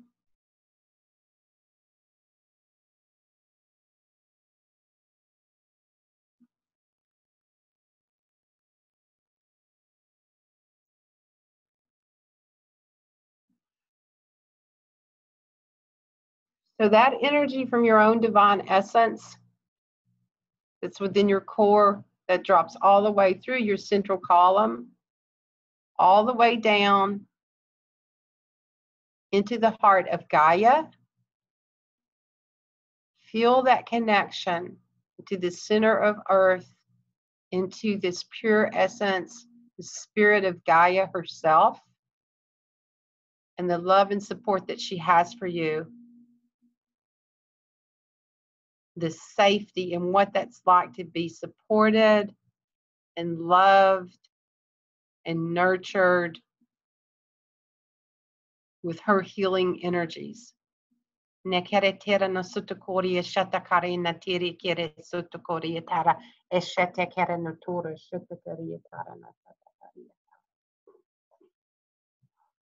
that energy, that connects together, and it activates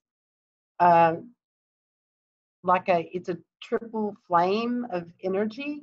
So it's her golden ray that comes from her heart, and the purity of the divine masculine and the purity of the divine feminine energy. That's a blue ray and a pink ray, and that connects to that violet flame, creates a violet flame that moves up through your body.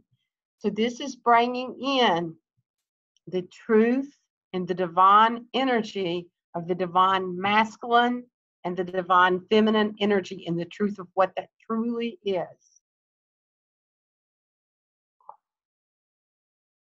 I'm hearing to reset that point within the family constellation, and it's the gratitude of the ones that came before, and that they did what they did so that we could stand in the power and the truth of what that power is,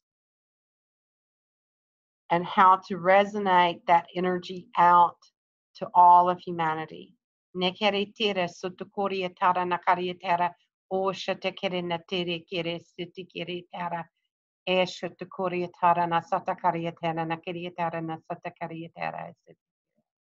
some of you all may be feeling energy at your sacral. And so that's where those encodements that I spoke of earlier of the victim, the persecutor, and the rescuer energy, those encodements to that are within that area of what was downloaded, the binary codes that you came in with for the archetypal patterns that you would play out.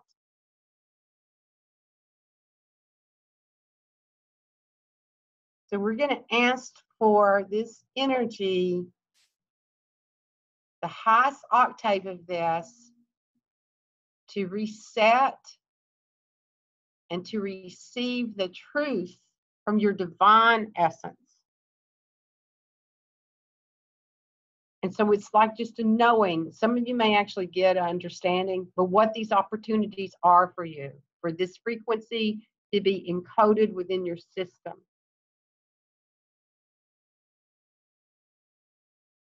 And so any upgrades, any of the scenarios that you no longer need, that it's no longer beneficial for you as the individual to carry. I'm hearing the burdens from family. These burdens that are not yours to carry, that it's safe to release this energy, to lay it down.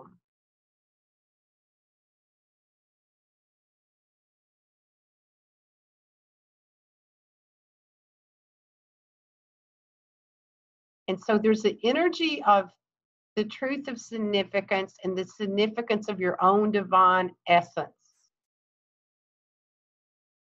It's being transmitted into your codes to awaken within your being. And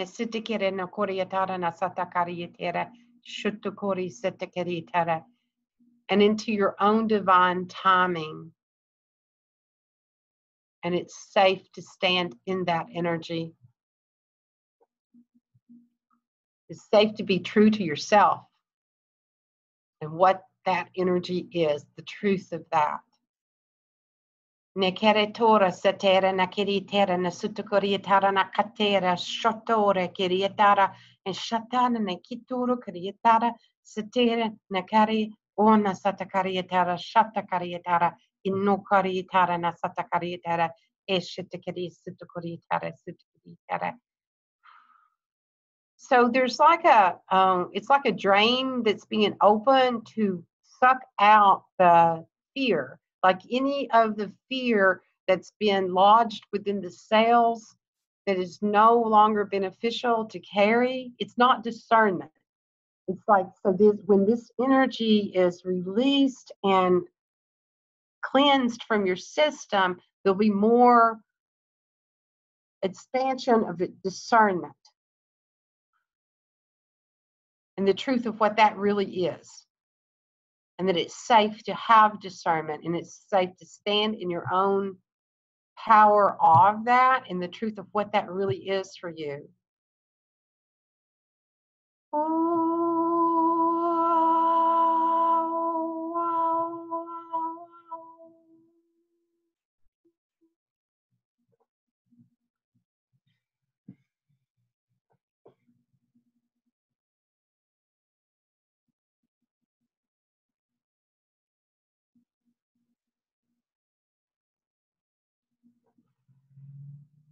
There's some old codes of entrapment, and it feels like that entrapment that a lot of people took on that energy in order to free it to bring it into a different octave of energy.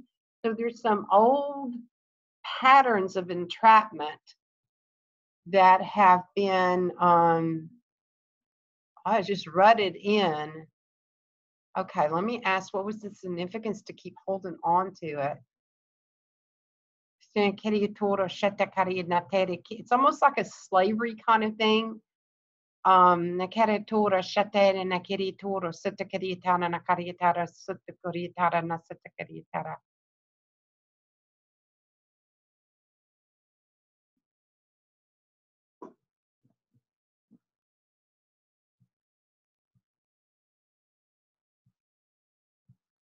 The entrapment, it's like when I kept asking, well, how does it benefit you to keep entrapped? And it felt safe. It's familiar, it felt safe, it keeps you connected to the family, to that's how it survives. It survives within this entrapment with each other, to stay entrapped, and it's a survival mechanism. It started, this consciousness believed that it would keep safety. It would keep safety. Okay, now kariyatoro sutta kariyatara na sutta kariyatara na sutta kariyatara eshete kerenotore shata kariyatara. So there's a freedom energy that's being downloaded into the system, and the divine energy of that, and the truth of what that really is. It's coming in at the throat. So this mechanism of this entrapment, it feels like it was lodged in the throat. So I'm seeing the throat chakra, that being opened and released.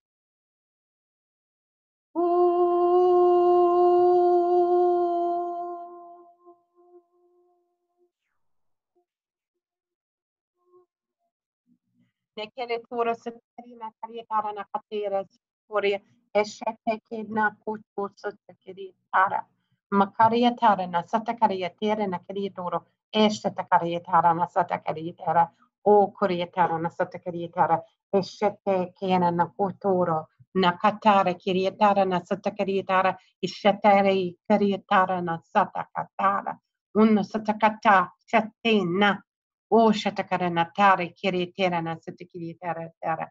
So all of those ancestral, I'll call them the primitive people, they look like petrified wood people to me. So all of those ancestral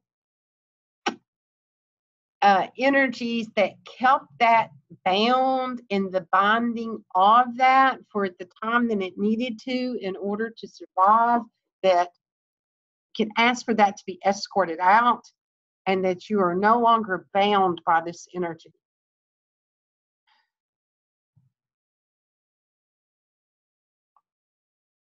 So we're going to escort the energies out, whatever chakras that they may be in, wherever it's entrapped at within your own physical body, and send this energy back through back to the portal, to the energy where it was created from, and to shut the access point to that it's no longer a part of your pattern, and that it is safe to be your sovereign being, and the empowerment of being sovereign, and what the truth is of being sovereign, and what that really energy truly is, and how to stand in the energy of that, and to receive and accept love. Because there's a misconcept that if you release from this bonding, that there will be no love, and that there'll be no connection, and that there won't be able to be received or loved by family and society, of those that you call family and those that you depend upon.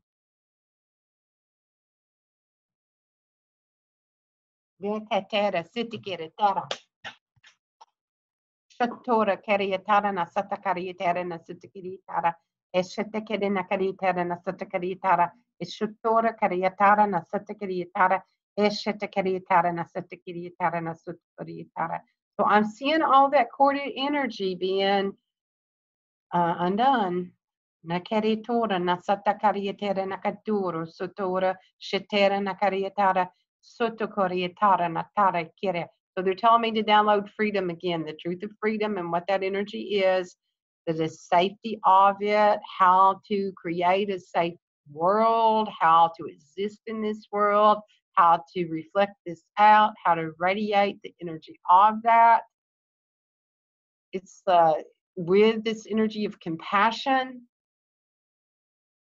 and the support of the divine masculine, the divine feminine, and Gaia herself, what it's like to anchor this in and to embody this energy. Nokorietara nasata karietera nasatakirietara eshetekera nakodetera sitakirietara eshetekera nakarietara nasatakari eshetekirietara nasitakirietara eshotora setera nakirietara satara.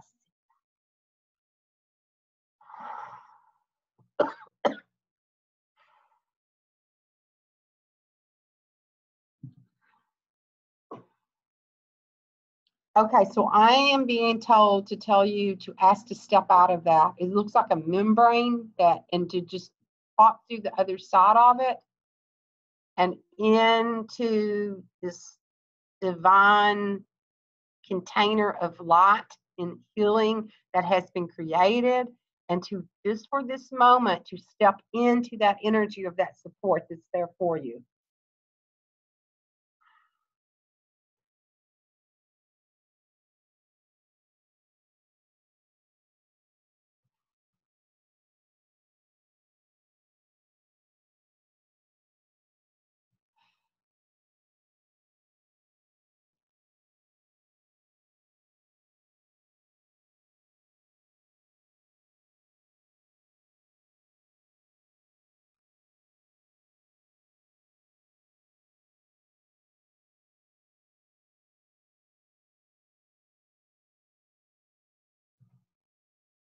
Okay, so that energy just needs to settle. Let me see what else we need to bring in. Okay, so there's an infinity symbol at the bottom of your feet. We're going to activate that, and that is that infinite support from Gaia herself, what it's like to be safe on Earth, how to stand in that energy. So that opens up the bottom of your feet, and I can feel the energy coming up through the whole system.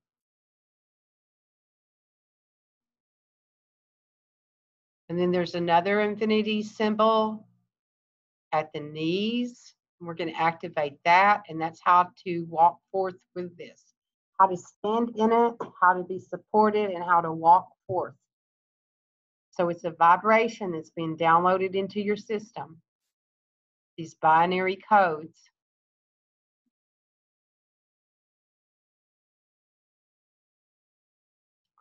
And there's another infinity symbol at your tailbone, the root chakra. And we're going to activate that. And that's Creator's definition of survival, the truth of what that really is. So how to be supported, how to walk forth, and how to feel this energy, the truth of survival, the infinite wisdom of it. Open to that.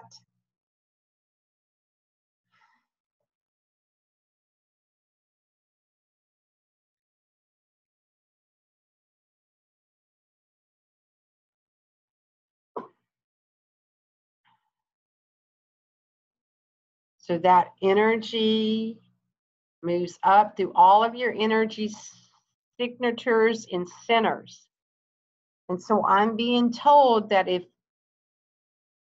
ask to see if there's anyone that you are giving your power to, if that energy is still within your own sacred chamber, and how any energy like that, to ask for that to step forth and to tell this energy that this is your sacred chamber and that it may support you, but that it does not have a place to take up your own life force energy.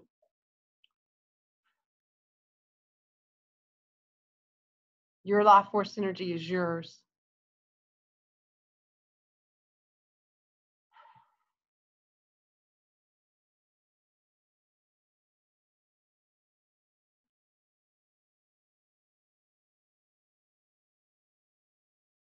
So it's that energy of thank you, I love you, I forgive you.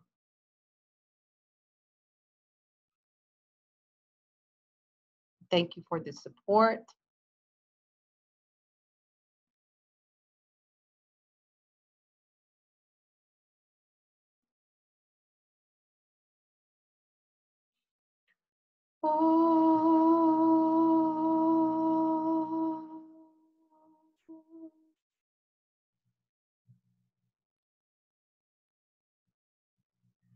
Okay, so we're gonna, at the sternum, at your breastplate, is where the soul assimilates into the body, and we're gonna ask for that to recalibrate to the highest octave of the healing, and that any old soul bindings, contracts that no longer serve you, that be recalibrated.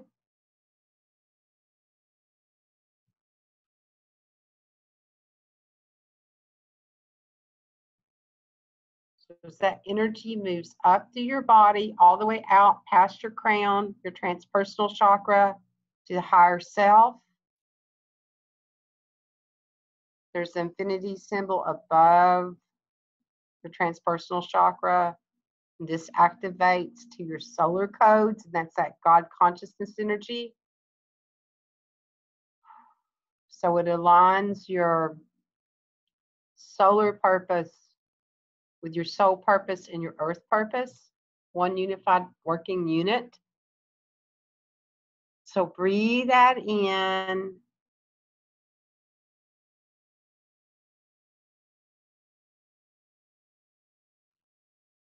Nakere tera na sutukori shatakare nakere tera oshota na ina kala icha tera uno kora shatakare kere nakere tera sutukori atara eshatakare na tere kiri toro sutukori atara. Okay, so there's some kind of distorted energies about loyalty and betrayal, and they're all enmeshed with each other, and it's that energy is like being pulled out of the mind, the megala itself in the brain, and where it helped these trauma codes. So there's something with that energy that's all in there and enmeshed and sticky with it and holding on. So it's releasing this and recoding in the truth of what that energy really is. Creator's definition of loyalty. And I'm hearing Creator doesn't have a definition of betrayal. Humanity made that one up. Okay. And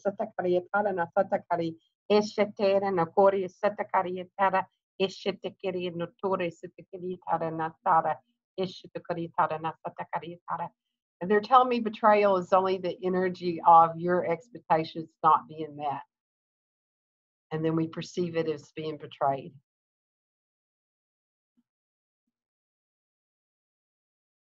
Okay, so there's something happening within the brain. There's something that shifted in that, because there was a part of the brain that held on to that betrayal. So it would know when it was coming and how to get out of it. So without that mechanism, without that little thorn being stuck in there, this whole new energy can come in. Whew.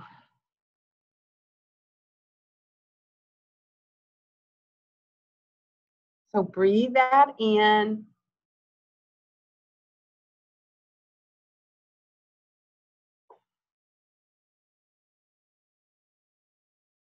And so when you're ready, and bring yourself back into this time we call now. So just let yourself awaken to that. You might want to tap your body, tap in the energies, tap the top of your crown, the reset points. And so while you all are coming back in, whatever container of water that you would like for these frequencies to go into, whether you have one with you or you just set the intention, you can send it to whatever. I'm going to send the healing and the vibration into the water, and then you can utilize this water in however way you want to. You can drink it, you can put it in your bath, you can use it as a mother tincture and put into other energy, but it will support you with this detoxing as you're receiving these energies.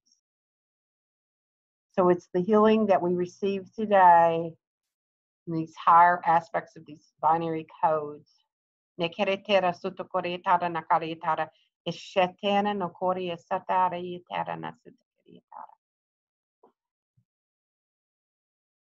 saw that energy go straight into the solar plexus. So there's still, it feels like there's still energy from that. I'm seeing a contraction and expansion and a holding on. So I'm being told we're going to bring in a new solar plexus. So it's here for your system. And when you're ready to release this, like I'm seeing the old solar plexus, it kind of bursts out of the body and goes back into earth. And then the new solar plexus energy will be, anchored. Oh, so that makes sense. That goes back to the power thing, and those old codes were in the solar plexus about what it thought power was. So that makes sense. I was like, why am I seeing that and feeling that? It's like, oh, duh, that's what it is. It's all about self-empowerment. Okay. Yay. That was so powerful. I was like, I don't know if you saw me, but I was yawning like crazy through most of it. I've got my eyes closed. Oh my God. It was so powerful. And then I was like, not even able to concentrate on what you were saying, what you said. You said, don't necessarily follow what I was saying, right? So I was like, yeah, I couldn't. I know, I got that really strong before we started. It's like, tell them to just receive. And it's like, don't try to be in your mind trying to follow it, because exactly. I have no idea what it is that I'm going to say. It's like, oh, that goes somewhere else. And then it just comes through me. And you can tell, when something comes in that I'm not sure, and I'll go, wait a minute, what is that? Because the entrapment thing, I kept asking. It was like, what is this entrapment? Because I do that. I hold the energy in the same time I question mine. And it was like, what is this? What is this for? Why they're wanting to hold on to entrapment? And it was that whole, whatever it was now, I don't remember. But freedom. That it was like that we didn't know what that was. And then I did see energies that were inside that weren't the people's, like where do we let other people stand in their place of power? When it comes to there, it's like, okay, this space is still here of what this is. Yeah. So anyway. Powerful. That's what everybody's saying. That was great and powerful. That was super powerful. So beautiful. I felt the release. Yeah. And I had been thinking earlier in the day too of, different times when I've given my power away to somebody else, made them greater than me, and, so on and so forth. And so that came up again during this whole conversation today, right? Yeah. I know. I thought we were going to talk all about passion and desire, and it was really interesting when the downloads all were about power, because it was like, we have to know the truth of what this. Oh, that part was so interesting when I got to betrayal. Oh, that was so interesting when I got up there and I saw that in the mind. Yeah. I saw that messed up thing with betrayal and loyalty, and how we hold on to this loyalty thing, thinking that some way it's going to give us significance, and then we depower ourselves with this messed up version of loyalty.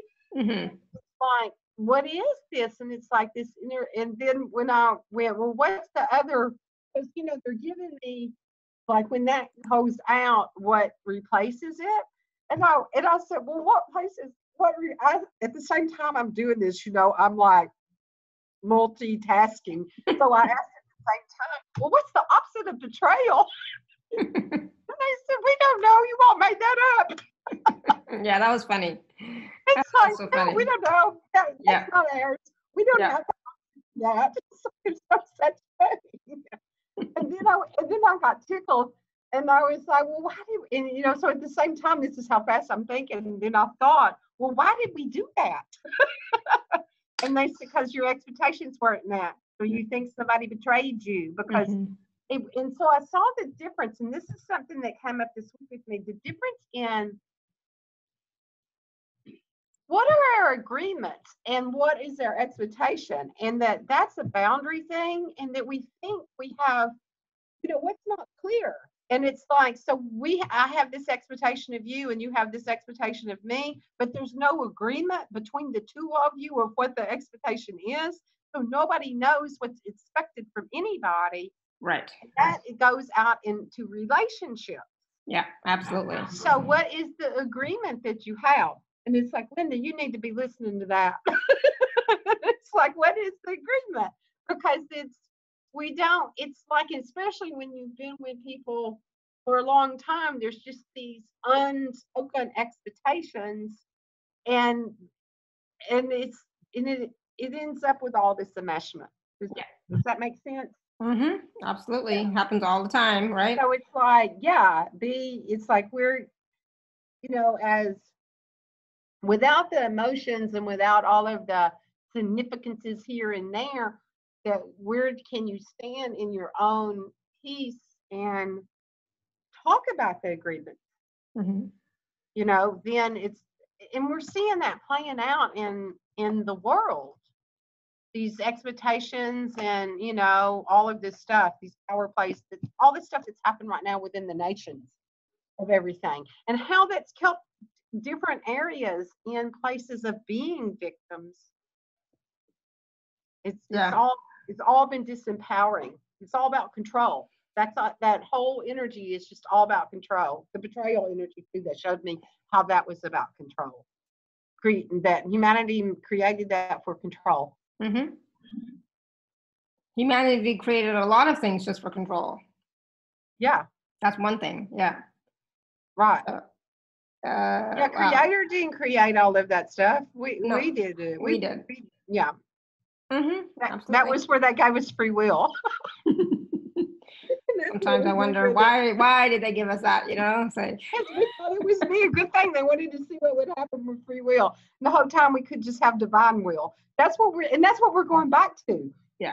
When we surrender our free will, we go into divine will, and then our free will is used as a tool for the divine. Our ego, it's nothing wrong with ego. It's like then it's used as a tool for the divine. That's why we're doing the show today. That's what we do. Exactly. We're being of service to humanity, to the divine, through the divine. We're all expressions of the divine, right? Exactly. And so we are just expressing that, to all of you, so that you also can recognize that you are also expressions of the divine. Yes. We all come here to be a gift. When Gaia said, hey, I need this vibration, I need this gift brought to humanity, and that spark of light came from the divine and said, okay, I'll embody and I'll be the one that brings it there. Sometimes I wonder, did I really say that? Why did I say that again? You did. You said you'd be a gift to humanity. And then you get here and you're like, I know, it feels so shiny and sparkly here. It was so much easier to be in spirit. Absolutely. It's like, what was I thinking? You weren't. You were totally in your heart. There was no thinking at all. Yeah. All right. So everyone's doing good. Everyone's doing awesome. So that's great. Yay. So powerful. So definitely drink some more water. Drink the water that Kimberly just charged up, as well as, more water. Walk around, stretch, open up your field, right? The way that Kimberly taught us, right? Open up your field. Do the brain flossing later on when you're brushing your teeth. Floss. Right. Open up your field, zip up your field, close up your field if you need to, right? So go back and listen to this, because there was a lot of stuff that we talked about, and a lot of different tools at the beginning, and then lots of wisdom and teachings. This has been a long one today. Yeah, I know, right? I don't know how it happened, but it just did. And it's like, my butt is like, no more, enough, right? Got to get up and move. Got to get up and move around, walk around. You know what I'm going to do? I went out this morning and collected seeds from my different flowers, like some zinnias and some echinacea and the black-eyed Susans. And I planted some of them.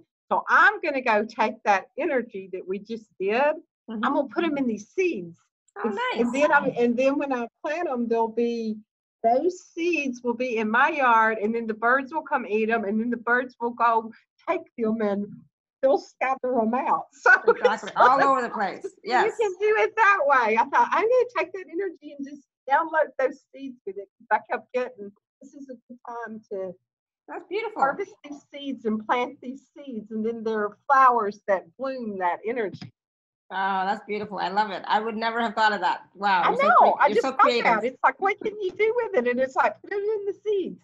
So see, we can do that everywhere. We can just go around, and that's how we scatter our little light codes out in ways that just beautifies the world.